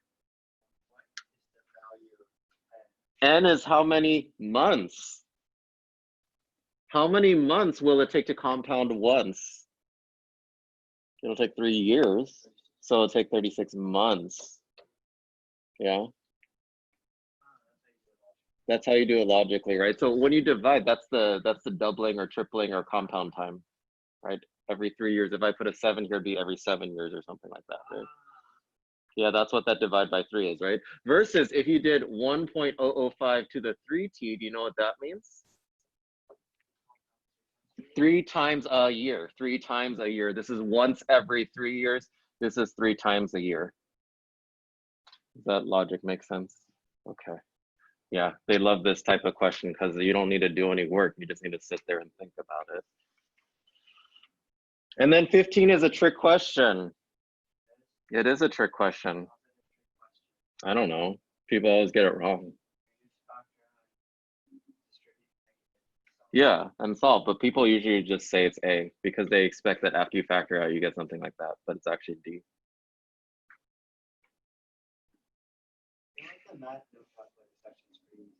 It's pretty easy, but they also throw in tricks. Like 14 is a trick, right? Because they have years versus months. 15 is a trick because the answer is not in a form that you expect it in.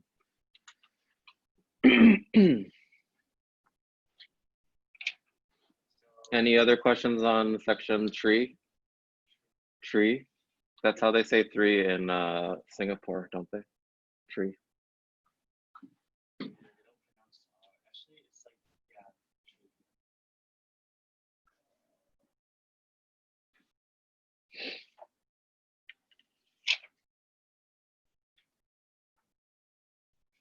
Section 4. Did you think the dot was the dot means times? Wait, did I just bubble wrong? What? Did you just bubble wrong? I think I just bubbled wrong. Uh-oh. Uh-oh. Man. Number 4 is that stats question. That was pretty easy. Yeah. Right, you want to make sure it's random. So that's what we talked about last time, right? Random. No bias, random. All the other ones are biased.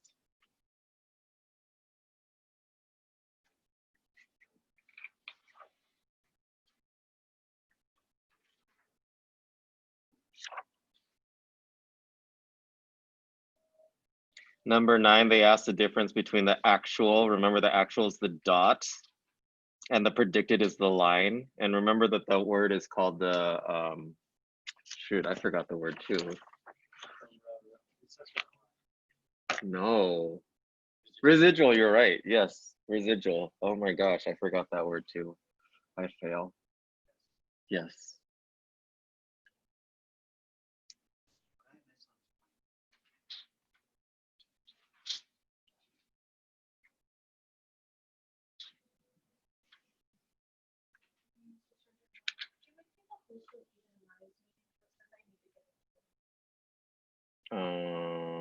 I can try logging in.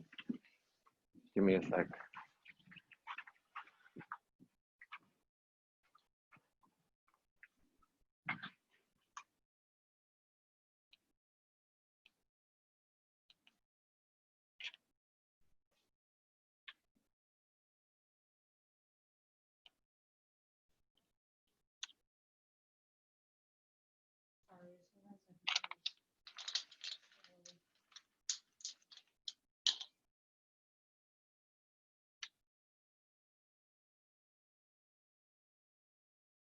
I always forget the password.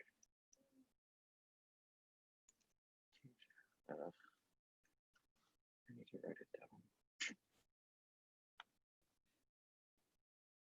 Or I can just, how do I make you the host? I bet I can make you the host actually. Let me go and do it.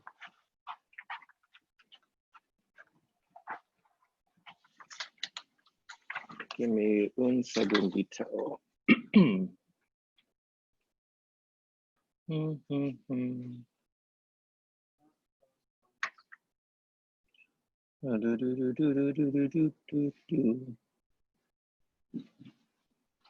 Joey, Hmm? you over 29? No, Yes. no. How do I make somebody a host of a meeting? OMG. Urgh.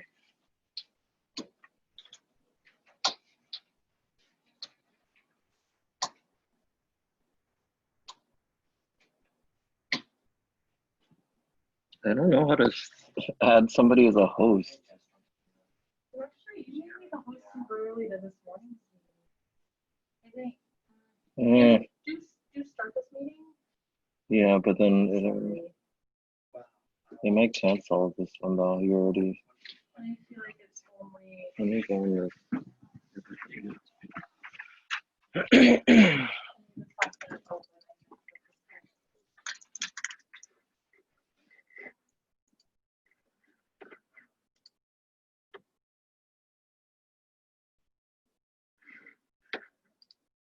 Okay.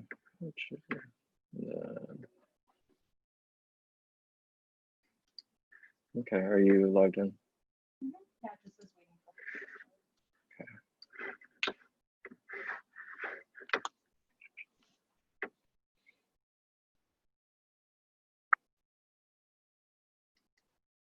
Mm.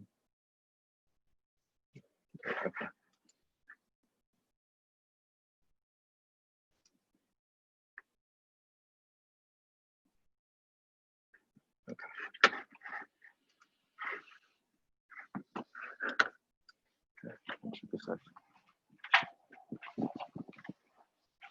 Okay, I am back. Where are we? We were on number something.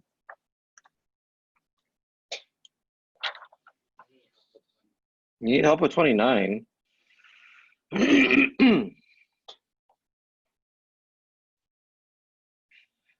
Yeah, 29 is one of those weird questions. So when you take a sample of things, you find the mean, right? Often. You don't have to, but you find the mean. Now, is the mean of your sample, do you think the mean is an accurate representation of the population? No, right? It's an approximation, but it's not always going to be 100% accurate. So that's why it would be It'd be D, right? So your sample, when you collect the mean of your sample, you know the mean of the sample, you know the average, you calculated it, you gathered the values, but you're using it to approximate the average of the whole population. So there's something called a margin of error, right? You're not 100% certain. So there's a range of values. Now, let me ask you this. If you sample more and more people, do you think your mean is going to be more accurate or less accurate? If you sample more and more people, it would become more accurate, right? So your range of values starts to shrink. Your margin of error starts to shrink. So this is why when you see a presidential poll, the numbers always have like a plus or minus 3 at the bottom of the screen. Because they're not always 100% sure. Can I go over 30? No. No, you didn't. No, you But didn't. then I wasn't sure whether it be subtraction or addition. So I was finding What if it's neither? there's one. What if it's subdition? Adtraction. Okay, so the poster has an area of 432, right? 432. So what is it? It's length and width, right? Usually. And area is equal to length times width. So it says the length of the poster, the length, X in inches, the length is, so the length is 6 inches longer than the width. The length is 6 inches longer than the width. Right, so the length is X. So I'm going to replace this length with X. Right, this is X. So then what's W? We can't put X plus 6 over here. That's what they want you to do. Yeah, that's what they want you to do. Don't do what they want you to do. The W is equal to X minus 6. X minus 6. So then what's the area formula? Well, our length is X. Our width is X minus 6. So then what's your answer? It's 432 is equal to X squared minus 6X. So this is another trick question, right? The later you get in the test, the more likely things aren't going to be what they seem. Right? It's like that thing on the side of your car on the rearview mirror. Yeah.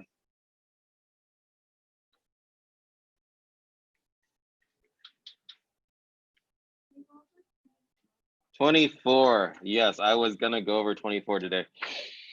Look at all these answers. What form are all the answers in for number 24? What are those?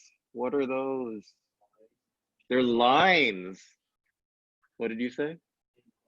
They're inequalities for lines, right? Because there's a slope and there's a y-intercept. OMG, slope and y-intercept, right? So it says, which of the following systems describes the region where sillimanite? Sillimanite. Don't you see two lines around sillimanite? There's a line going up and there's a line going down. Sillimanite. Okay, so we have this line here that goes from here to here. What is that line? That line is 500, comma 0.38. This line is 795, comma 1.0. This is a line. What can we do with the line? We can just find the slope of the line, can't we?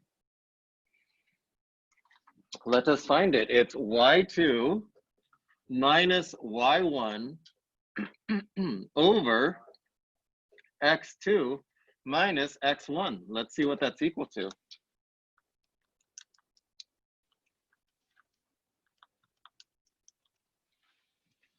Zero 0.0021. That's the slope of one of my lines. Look, I could already narrow down my answer choices.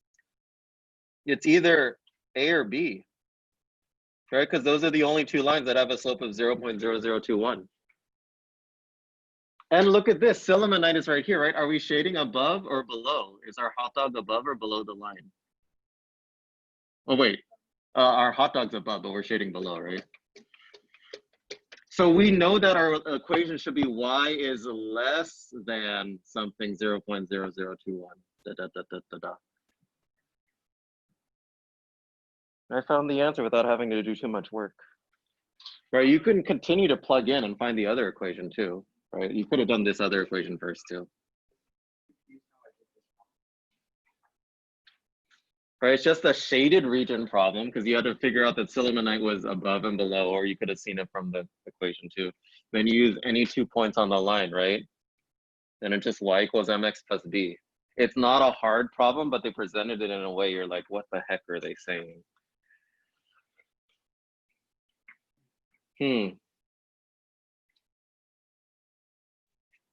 Did anybody miss number 20? Because I told you not to miss number 20 last time, but I'm sure. Huh? Did you miss it? Did you do it only 5 times? You have to count the 0 for number 20, right? Starts at 0. Did anybody miss number 22? No? Good. That one's easy, right? You go over 36.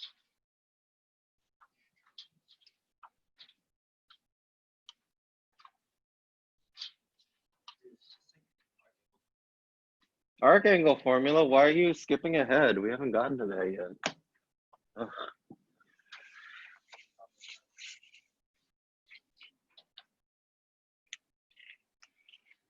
So part over whole, right? So we can do x degrees over 360, right? We can do this over y radians, right? Y radians, I'll do the r, just to remind me that's radians. How many radians are in a full revolution of a circle? No, that's a degree. No, that's a degree. 2 pi radians. If you forget on the SAT, they actually tell you on the front page, oh my gosh, they said there's 2 pi radians in a full revolution of the circle. They will not tell you on the ACT, but it is on the SAT. Because it's too easy, but it's there. The number of radians in a circle is 2 pi. That's your proportion, right? So you just need to figure out how many degrees, right? So we're looking for degrees. They give us radians. So it's x over 360 is equal to 2.4 over 2 pi. Crisscross applesauce. Oh. I keep on thinking it's a conversion sign. It is a conversion. No, I'm a conversion from radians to degrees. Oh. I multiply by 180. You can. Yeah, that works. That's how you learn in trig, actually. It's 2.4 times 180 over pi. Yeah, that's the conversion.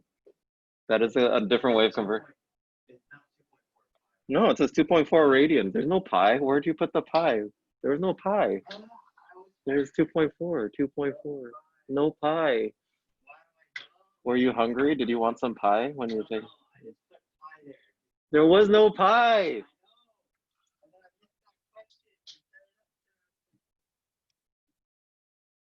No pie. Math doesn't like you. 37. They underlined more, right? This is a concept. If I double the dimensions of my box, how many times bigger does my box become? If I double the dimensions of my box, how many times bigger does my box become? Huh? Did you say twice as big? Did you say twice as big? Michael said twice as big. Everybody laugh at Michael. If you double the dimensions of your box, it actually becomes 4 times bigger. It becomes 4 times bigger. Everybody likes to think twice as big, right? So here's my box. If I double just this dimension, right, it becomes twice as big. But I said double all the dimensions of my box. I have to double this way. So when I double all the dimensions of my box, I get something that's 4 times bigger. So if I originally have 12 vases, is that how you pronounce it? Vase? Vases? Then I end up with 48 in total. How many more? How many more? 36. Yeah, 80. I put 40 as my answer. Kenton just admitted he's illiterate. Yes.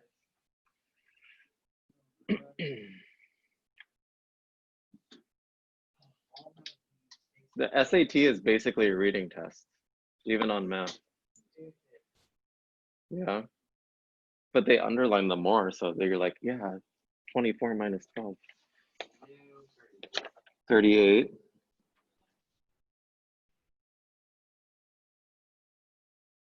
Carrie redesigned the container because the initial sketch did not account for cushioning material. The area of the base. It just says the area of the base is 25% greater. Sorry, the area of the base, right? So you just, this one, you just take the area and you increase it by 25%. Yeah, so just 1.25, 9 times 12, not the dimensions, right? If it said each dimension, it would have been 9 times 1.25 times 12 times 1.25, right? It didn't say each dimension though, it just said the area.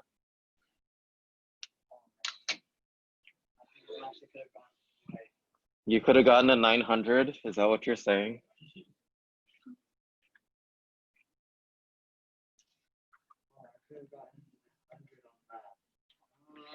I just can't read. I'm illiterate.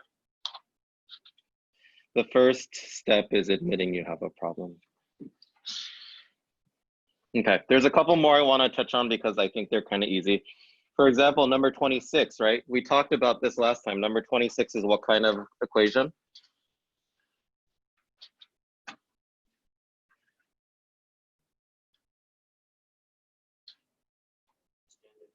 Standard form of a what? Parabola, right? And when it says parabola and the question says greatest gas mileage, what is it asking for? Vertex, right? How do we find the vertex from standard form? Negative b over 2a. That's all you need to do for that one. Oh, well, that actually works, right? So you could, since this is a calculator active question, you could plug in all the numbers and see which one gives you the biggest m.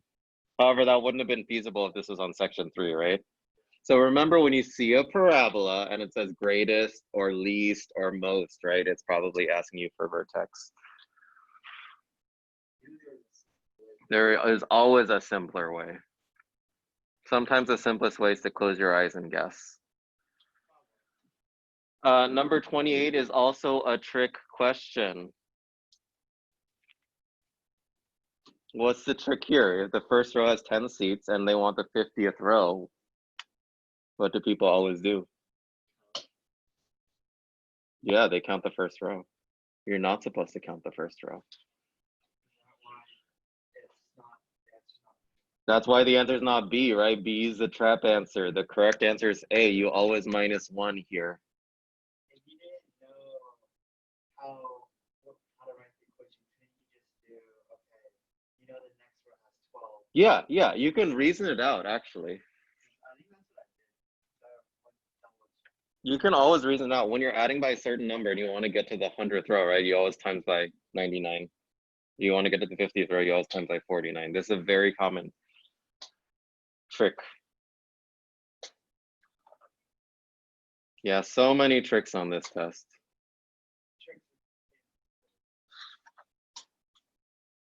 Oh, and then number 17 is the standard deviation, right? We talked about last time. This one's pretty straightforward because you could see, right? Set A is a lot more closer together. And then set B is a lot more spread out, right? So since B is spread out, it has a bigger standard deviation. Is the trap answer D? Yes. Trap answer is D there. We're on like diagnostics, and there's questions so much. Oh.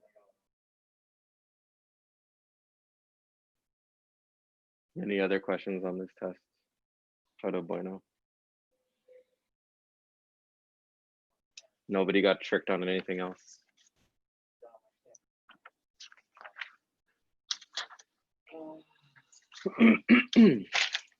Okay, who had questions on the HW thing?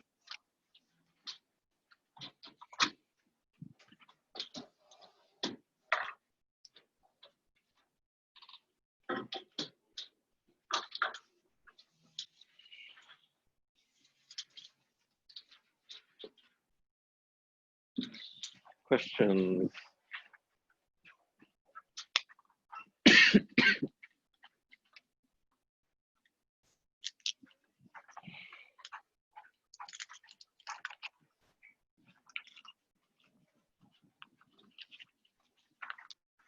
Questions, answers. 11 and 10, 12, 12, 11 and 12. 10 and 12, I don't remember. We did 11 already? We did 11. We did go over 10. I'm pretty sure about that. You go over 5 on page 175. 5 on page 175. Minimum value. What is minimum value? Yeah, but this is in root form, right?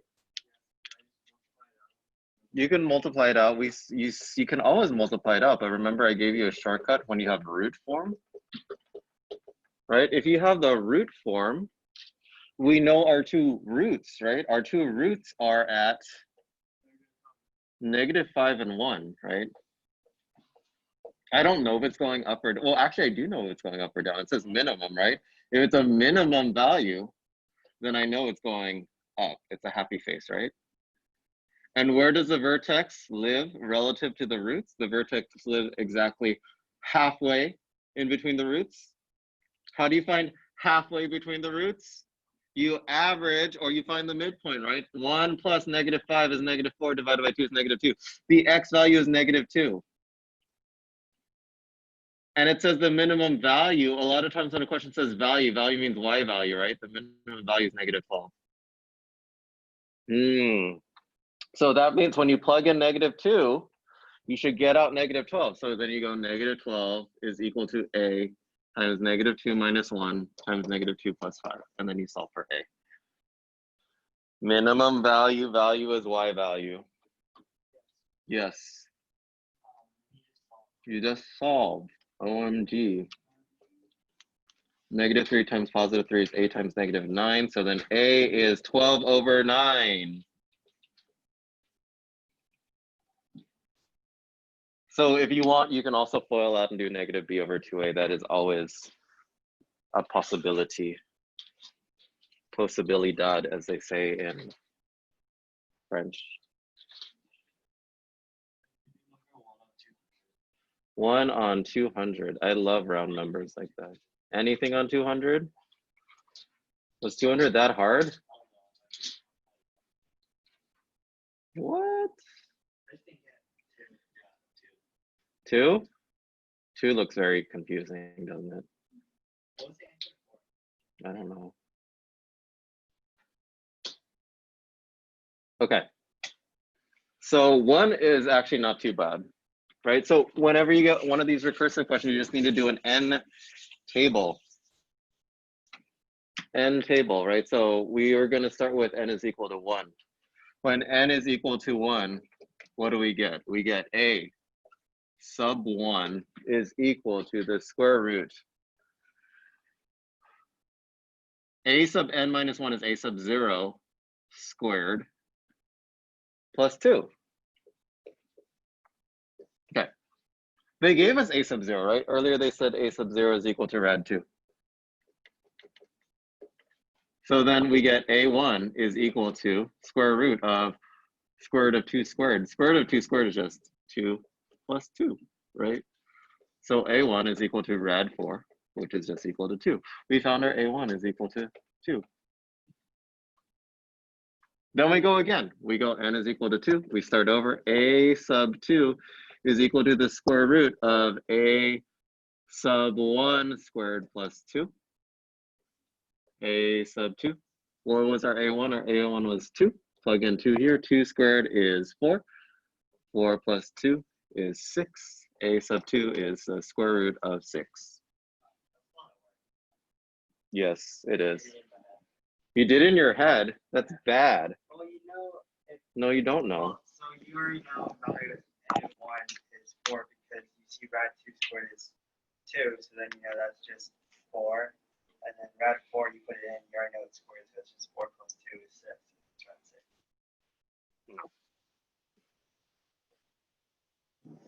Okay, so that one's a traditional one, right? It's fairly standard. It's not too much work. So this next one is like super high difficulty with the F's and G's and stuff. I didn't get this. Yeah, so we're still gonna do an n table, right? And I'm gonna start with this one. I'm gonna start with a sub n is equal to 0. Okay, so I'm gonna start with n is equal to 0. When I plug in n is equal to 0, what do I get? I get a sub 1 on the left-hand side, right? A sub 1 is equal to a sub 0 minus gross f of a sub 0 over g of a sub 0. What was a sub 0? Uno. So then a sub 1 is equal to 1 minus f of 1 over g of 1.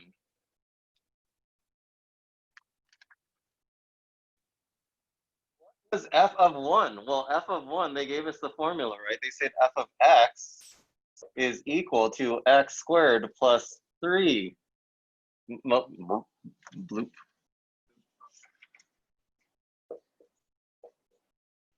So if f of x is equal to x squared plus 3, f of 1 is equal to 1 squared minus 3. 1 squared minus 3 is negative 2, right?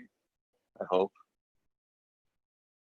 And then what is g of 1? Well, g of x is 2x minus 3. So g of 1 is equal to 2 minus 3 is negative 1. A negative times a negative times a negative is a negative. 1 minus 2. Ugh. Ugh. Ugh. I just didn't know you had to put it in, start with a of 0. I started with a of 1. Then I got a of 2 was a of 1 minus. Yeah, so you want to figure out which one to plug it in so you have the one that they give you first. Yeah. Right. So,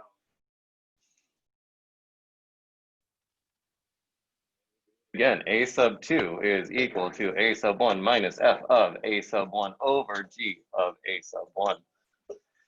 A sub 2, a sub negative 1 is negative 1 minus f of negative 1 over g of negative 1, and then you go back and plug it into the equation. Blah, blah, blah, blah, blah. what was the answer? I don't know. Let me look up the answers. How often does this one like show up? This one is low frequency on the SAT. So like 10% chance on the SAT, 20% chance on the ACT. It'd be much more like question number 1 than question number 2. Yeah, question number 1 is fairly standard. That's the type of question you'll see. Question number 2 is kind of high level. So question number 2, you'd see more at the end of the test. Yes, it would show up within the last. Why do they make the questions in the beginning easy and then the questions in the end harder? False sense of security. Really? There's probably a logic to it. What? Okay, like the beginning questions are kind of like a warm up. Yeah. And then if you spend too much time on them, then you like get messed up. Yeah. Okay. What are the answers? Let's see. So what section is this? 12 what? 12 something. I don't know.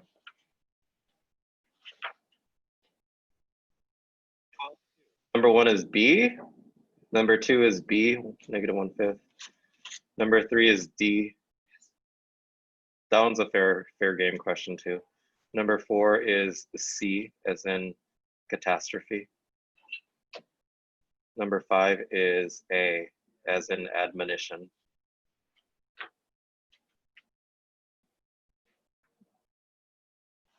Cool.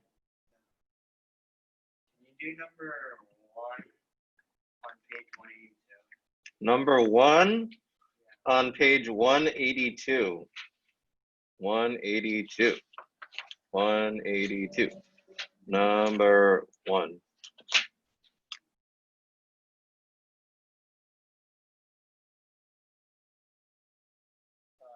They want you to factor it first, right? So remember that when you have a quadratic, you want to make sure everything's on the same side so that you can factor it. So we minus the 75 over. And then what does this factor into? 15 and 5? X minus 15. X plus 5 is equal to 0.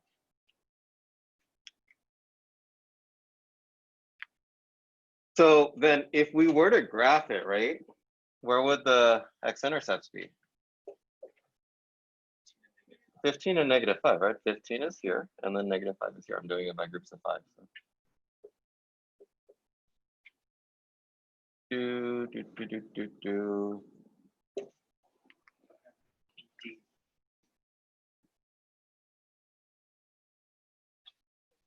And we didn't even need to graph it. Yeah, it's just 0. Zero product property, right? When you have two things that times is 0, either this one's 0 or that one's 0. And so in this case, it's saying that one's 0.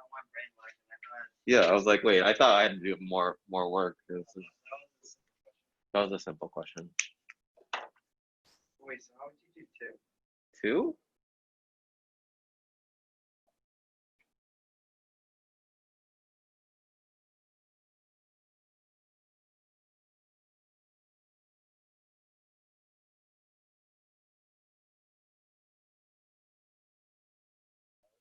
A number or something, probably. For X, yeah, all the answers are possible, right? I plug in those answers for X. I'm just trying to think if there's an easier way to solve this one. So basically what would happen is if you plug in the answers for X for that one, then they should both give you the same K value.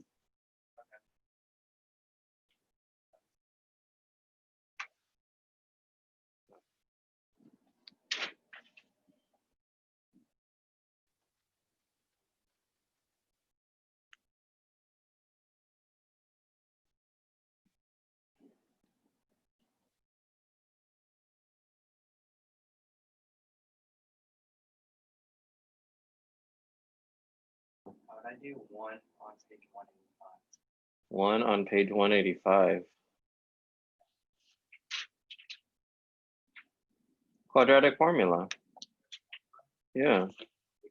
Yeah, plug everything into the quadratic formula.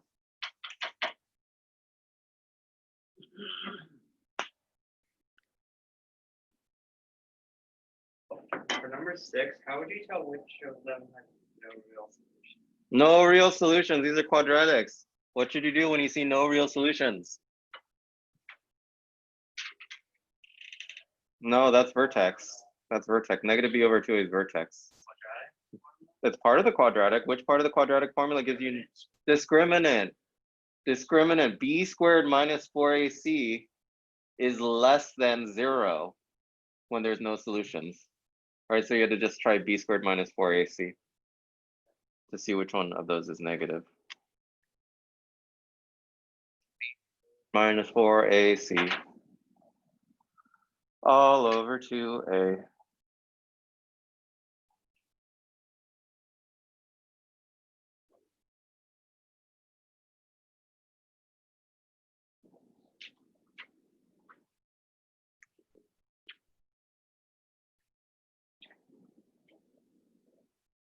Ready for more exponential growth? No? No? Yeah. I think those are so weird. Like, you don't know if your line is correct. It's like a curve on. You don't need to know much except that if it's bigger or smaller, right? All right, we did the general form last time, right? We did y is equal to a times b to the x. Yeah. Right, this is the final value. Right, this is the starting value. This is your rate. Right, and this is your time. That's the general form, right? And we said that if this number is bigger than 1, it's a growth, right? If this number is less than 1, it's a decay. But we can do it with bank numbers too, right? When you open a bank account and you plop some money in there, do you know what that money is called? It's not. The bank doesn't use the word starting value. They don't use the word interest either. They use the word principal. Yeah, principal. Yeah, it's principal with the PLE, I think. No. Is that somebody go to the bank and ask for me. I think it's principal with the PLE, not the principal. Principal's the AL. Yeah, because he's your friend or she's your friend. Pal. PERT. There is no PERT on the test. I've yet to see a PERT question. Really? Yeah, I've yet to see it. Okay, and then usually with the bank, it's 1 plus R, usually. It could be minus though. This is simple interest. And then T power. This is simple interest. This is final value. Oh my gosh, it's the same equation, isn't it? They just labeled it different things. Yeah. So bank interest is the same as exponential. What is interest, by the way? It's the extra amount they give you back, right? So this is where close reading is going to come into play, right? If the question asks you how much interest did you earn, that's not the same as the final value. Did what I say make sense? Because the final value includes the original value. So if a question ever asks you how much interest did you earn, what do you have to do? You're going to have to minus.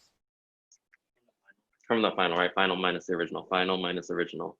This is the same as the percentage increase, percentage decrease formula too, didn't we? We did that too, right? We did final is equal to original times 1 plus or minus percent. We did that one too, right? It's the same formula. The only difference is we have this T over here. What are some variations we can do with this formula? You can compound the interest multiple times a year. If you compound the interest multiple times a year, what are we going to do? We're going to take this rate,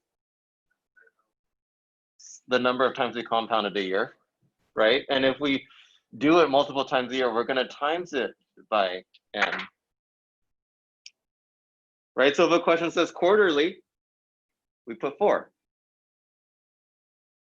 If a question says monthly, we put 12. If a question says daily, if a question says hourly, if a question says minutely,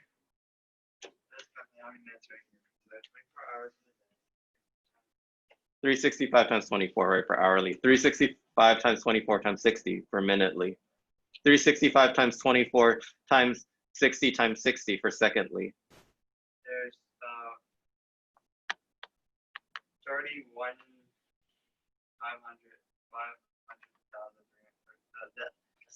525,600 minutes. There's a song named after that. There's about It's from Rent. like 31 million seconds.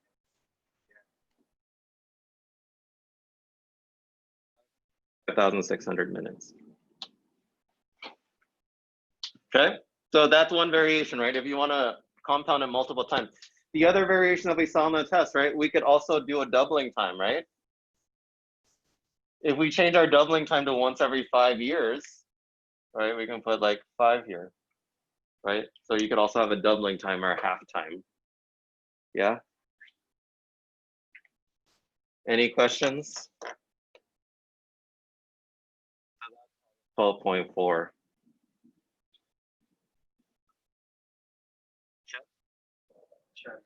Chess. Okay. And then we shall move on to section 13. Do y'all have section 13? I think you do, right? 13.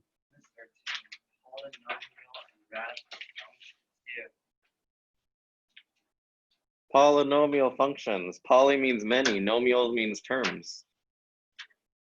Yeah, function means passes the vertical line test.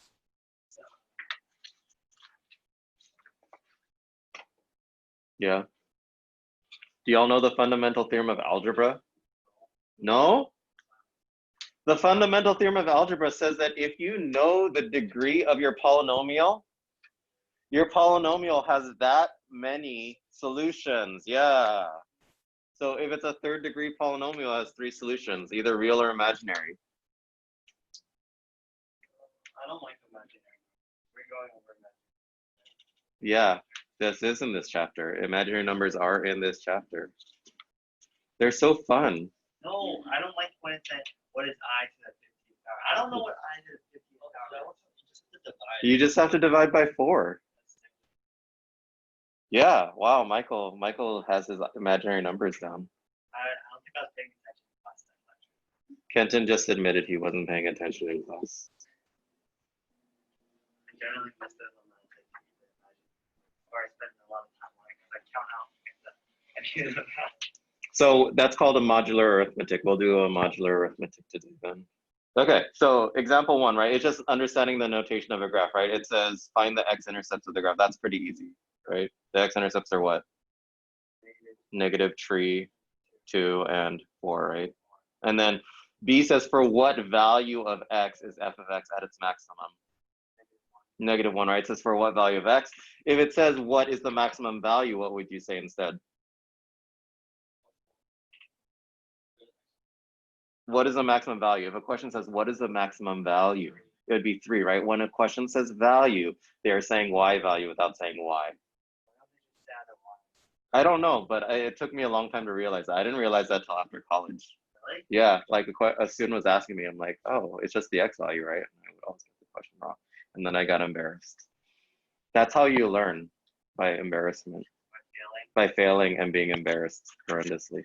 Yeah, when you do what Yeah, and then you get so embarrassed that you learn.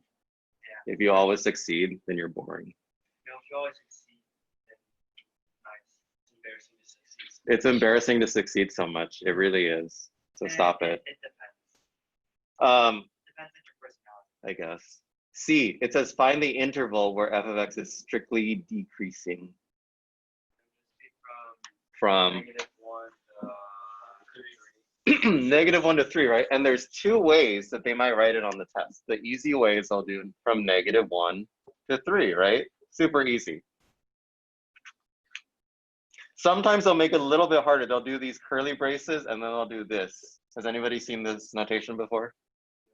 Yeah, this is just saying for all x. So people freak out like, I don't know how to do this problem anymore. You don't need to. Okay, so they'll just put these curly braces around.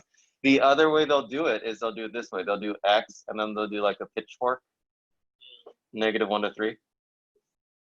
Right, this is called interval notation. This is called set builder notation. Yeah, they're all saying the same thing. So y'all don't need to be scared of any of that.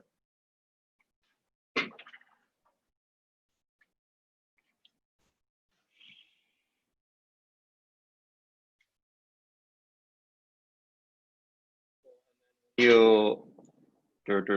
have the factor theorem on the next page. The factor theorem is so fun. There's so many ways of saying a solution, right? I gave you a bunch of ways already. Who remembers? There's we're gonna put in 1, 2, 3, 4, 5, 6 ways of saying the same thing today for the factor theorem. So one way we'll say that we can say C is a solution. This is the first way.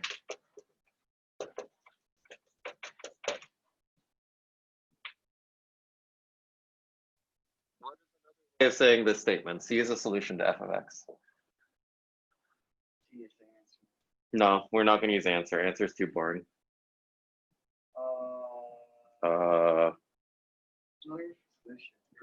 C is a root. C is a root. That's way number 2. C is a factor. C is 0. C is a 0. Okay, it's not a factor. You need to be careful.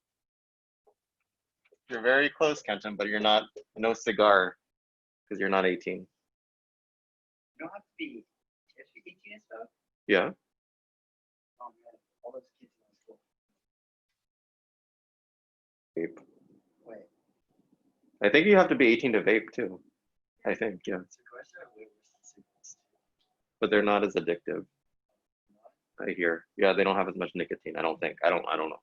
I could be wrong. They have way more. My sister's saying. Your sister smoking a cigar this year? No, she's taking help. Oh, I was like, your sister shouldn't be smoking.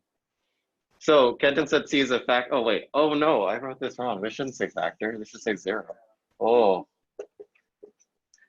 Fail. Okay, so factor, right? We can't say C is a factor.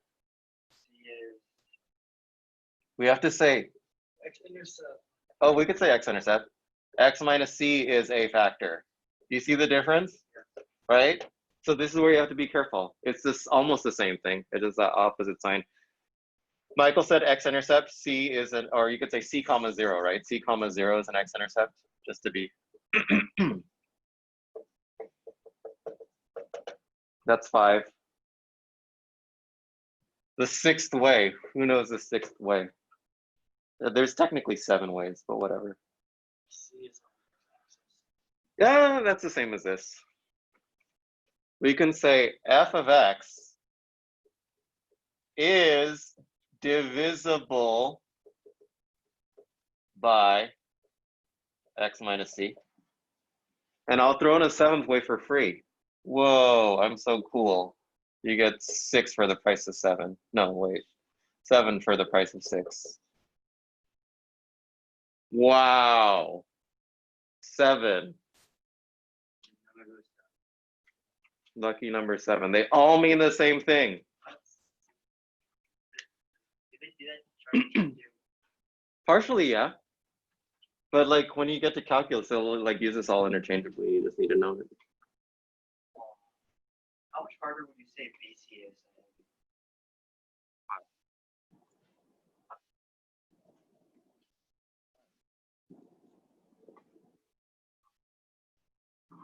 How much is usually like a number, right?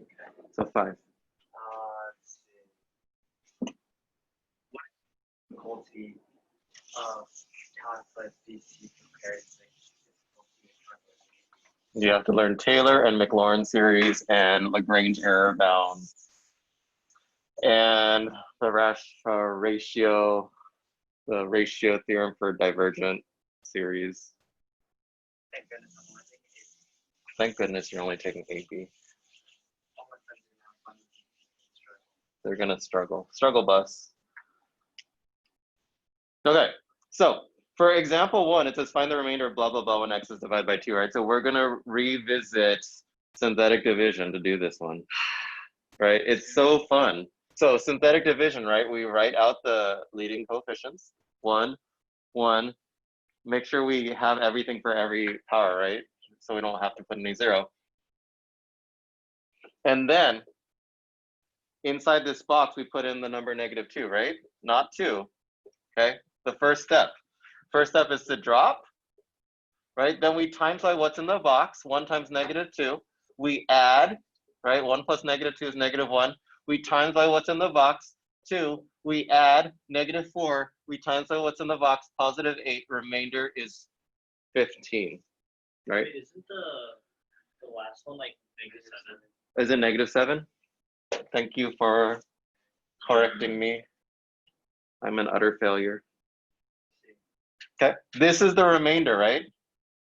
So there's 2 things we can do here, right? We can say this, the depressed polynomial is depressed because it's sad, right? And then we can write it like this. That's one way we can do it. Here's this other cool theorem that we can use now. This is called the remainder theorem. If we plugged in this number and get a remainder of -1, we can say that f of -2 is equal to 1. OMG.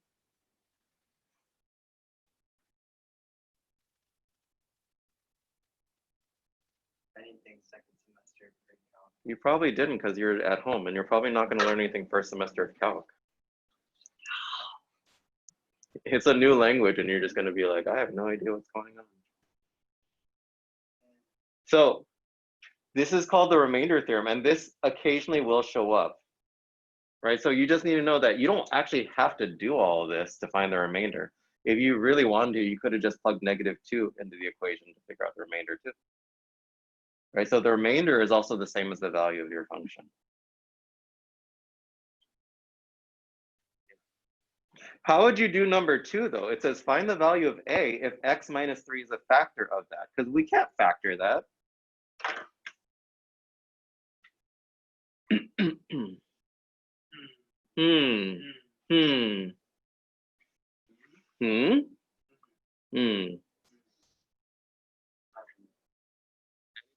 How to do number 2? We know that x minus 3 is a factor and then wants us to find the value of a.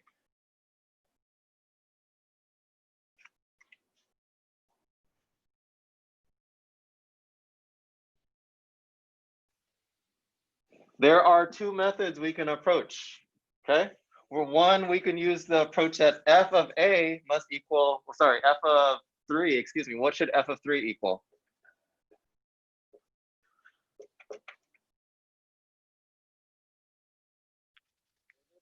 There's all the 7 definitions I gave you. 0. If it's x minus 3 is a factor, then f of 3 is 0. So one way we can do it is we can just plug in f of 3. What is f of 3? It's 3 cubed minus 11 times 3 plus a. Set this whole thing equal to 0. 3 cubed is 27. 11 times 3 is 33. Plus a is equal to 0. Negative 6 plus a is equal to 0. A is equal to 6. That's one way of doing it. Yeah? Way number 2, we just did it. We can also do synthetic division, right? So we plug in 1 for x cubed. We have 0 for x squared. We have negative 11 for x. We have a for the last thing, right? And inside this box, we're going to plug in the number 3. We drop, we times, we add, we times, we add, we times, and then a minus 6. What should the remainder box be if it's a factor? 0. It should also be 0 here. Yeah, so 6 also, right? 6, 6. Either way, you can do either way, whichever way you're more comfortable with when they give you a factor. Most people like this way more, right? If something is a factor, you plug in that number, you get 0.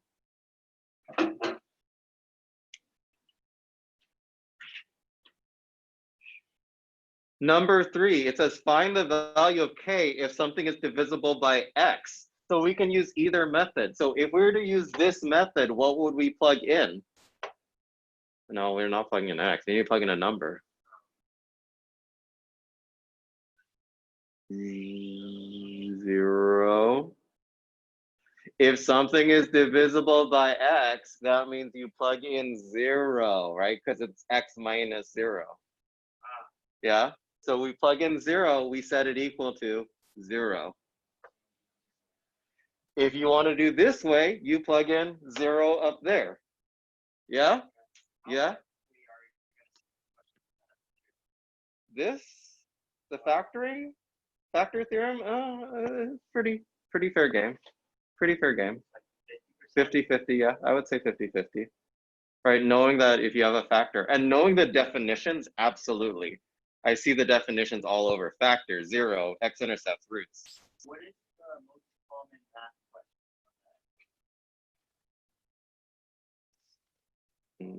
question? Linear, exponential, quadratic, probably. Right. The heart of algebra. Heart of algebra. That's what it's called, right? I think linear, yeah. Linear is heart of algebra. This one's the advanced passport. We're on advanced passport right now. How many chapters do you have for us? 18? I think 20. 20? Yeah. And then I have to do a grab bag after. Grab bag. Random. Because there's stuff like matrices that this doesn't cover. Matrices, vectors, law of sines, cosines. Oh my god. Ermigerd. When are we going to go over science? Science? I guess we should go over it. I guess we should go over it on Friday. We'll go over science on Friday. Instead of math. Yeah. Yeah. Because my science section is probably the weakest out of all. We will go over science on Friday.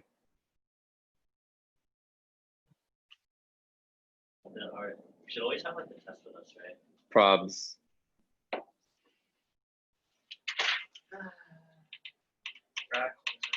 Radical expressions, those are pretty easy, right? We went over them last time. Yeah, so the denominator is the same as the root, right? And they just give you. And then when you multiply radicals, you just rad 50 times rad 6.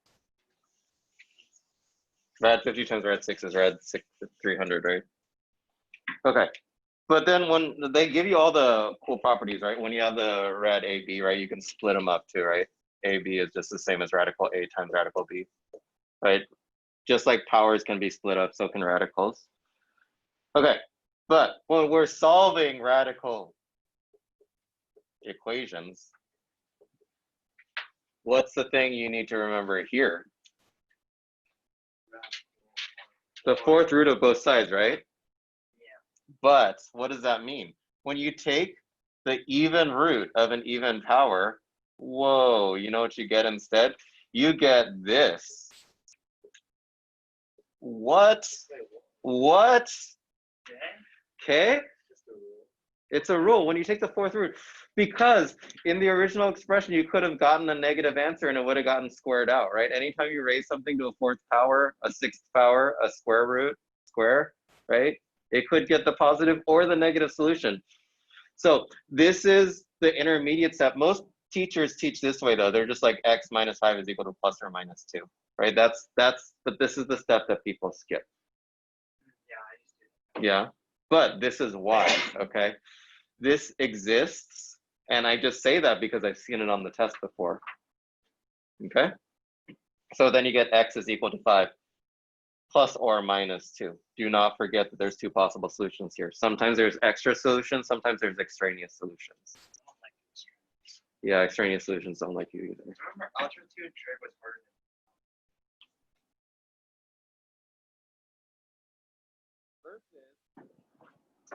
With letter B, right? When you get x cubed minus 1 is equal to negative 26. Is it plus 1 or minus 1? It's plus 1. This one you get x cubed is equal to negative 27. With odd roots, you can take the square root of them, right? You can't take the root of an even number, even root of a negative number. You can take the odd root of a negative number. When you take the odd root, you don't have to worry about the whole thingy, right? There's just one solution here.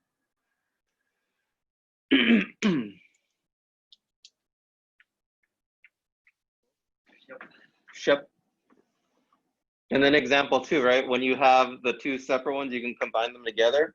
Or for B, right? If you have B, you can split them up. Right, so you have root of 18 times A cubed times B cubed, A squared, B cubed.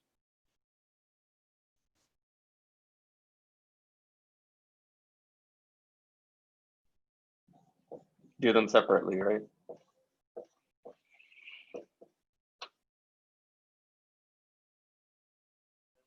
18 is the square root of 9 times the square root of 2. A squared, right? The square root of A squared is A. And then B, you can split it up into B squared, right? Times rad B. So 3 rad 2, A, B, rad B. 3 AB rad 2B. They can combine together like that.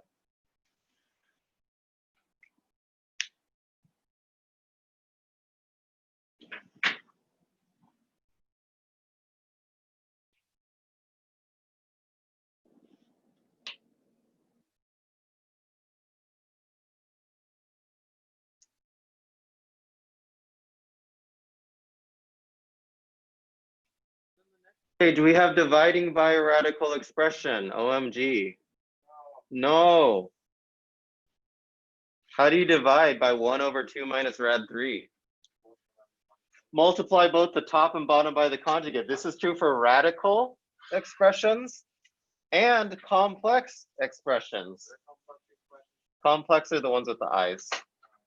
Aye, aye, Captain.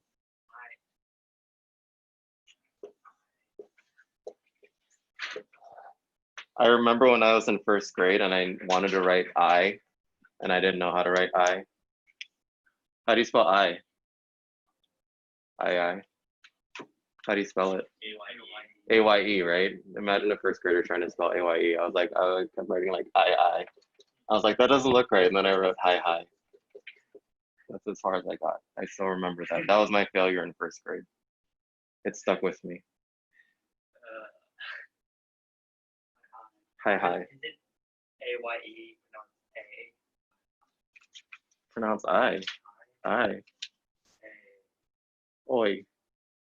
Oi. 2 plus rad 3, right? 2 plus rad 3. The reason we do that is then this is the difference of squares, right? A minus b. A plus b is just a squared minus b squared. The middle terms cancel out.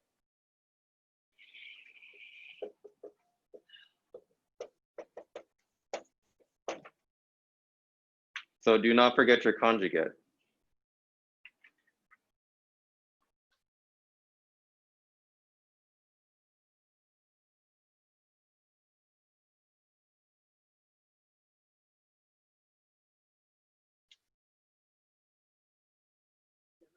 Ones follow the same rules, right? B, you just got to remember to FOIL. And when you FOIL and you multiply, right? You can multiply radicals together. You can multiply. You cannot add and subtract radicals together. So B is pretty straightforward, right? If they have the same term. So for C, right, they don't have the same term yet, but we can make them have the same term, right? What is 50? 50 is 25 and 2. So it's 5 rad 2. Right? What is 18? 18, we did earlier, it's just 9 and 2. So it's 5 rad 2 minus 3 rad 2. And then we have 8, right? What is 8? 8 is 2 rad 2, right? It's rad 4 times rad 2. So now we have everything boiled down to the same term. Now we can add and subtract them. 5 minus 3 is 2. 2 plus 2 is 4. So I have 4 rad 2. Okay, so you can multiply radicals, but you cannot add them unless they have the same term. And then letra D, you can't add them yet, right? What do you need? Common denominator, rad 6 over 1 minus rad 2 over rad 3.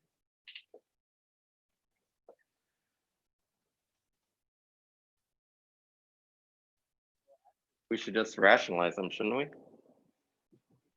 We could. Sometimes on the test they say it's okay to leave the rad 1 in the denominator, or a radical number in the denominator. Well, 7 over rad 6. Are we rationalizing or are we getting rid of it? Let's rationalize. So this one I'm going to rationalize, right? I don't like the radical, so I'm going to multiply this by rad 3 over rad 3. We could rationalize at the end too. You want to rationalize at the beginning or the end? It doesn't matter. Okay, we're doing it at the beginning. Sounds good. Okay, so this is rad 3 times rad 3. This is rad 2 times rad 2, right? So then this is still rad 6 over 1. This is minus rad 6 over 3. And then this is plus rad 6 over 2. Now I have it all rationalized. Now I just need a common denominator. 1, 3, and 2. The common denominator will be 6. So this is 6 over 6. This is times by 2 over 2. This is times by 3 times 3. So then what do I get? I get 6 rad 6 minus 2 rad 6 plus 3 rad 6 all over 6. So 6 minus 2 is 4. 4 plus 3 is 7. 7 rad 6 over 6. Common denominator plus rationalizing.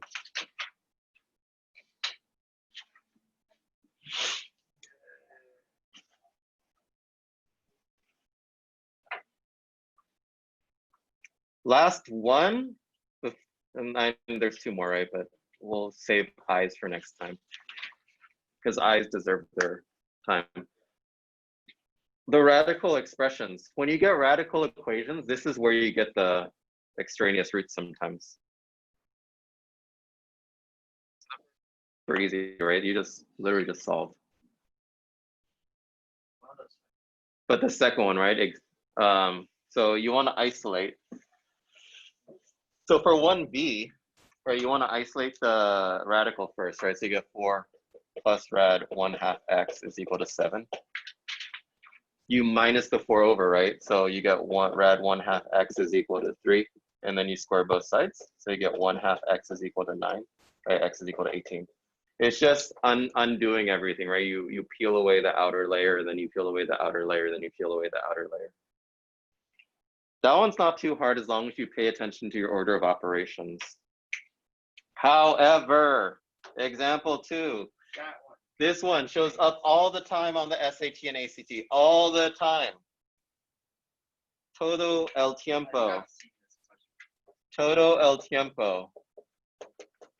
Because you get extraneous roots, right? What happens? You square both sides. You square both sides. X plus 2 is equal to x squared. You isolate, right? So you minus everything over 0 is equal to x squared minus x minus 2. You factor, you get x minus 2, x plus 1. You get your two solutions. You say x equals 2, x equals -1, and then you circle the first one you see with both of those, and you get the question wrong. Get a radical expression, go back and always plug into the original equation.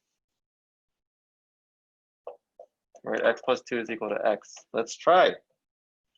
Does 2 plus 2 equal 2? No, you got tricked.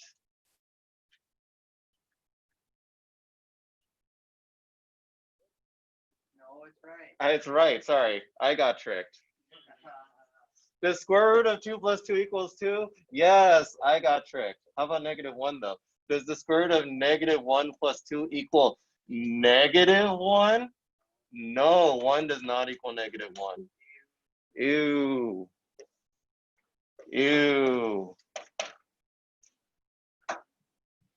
Radicals lead to radical problems. That's why oppressive governments like to squash out radicalism. What about the French Revolution? Say the radicalists? Yeah, they got, no, they didn't. No. They took over. They're one of the few times in history where the lower castes overcame the upper classes. The director. I don't like European history. Well, and that good thing that you're learning US history now. Yep. Yep. Okay. So everybody, the remainder of chapter 12, right, and 13, except for the imaginaries. Yeah, and then on Friday, we will go over Ciencias. I feel like I do better on the SAT than the Maybe. Maybe. This score calculator thing, and I got 24 on my ACT, but when I calculated my SAT score over, I got Oh, wow. That's significant. GG. GG. I just need to do better on the reading section. And I should be fine. Read correctly for math. Breakdowns. Everybody good? Okay, I'll see you all on Friday. Hasta luego. Hasta la vista. Hasta la vista. Oh.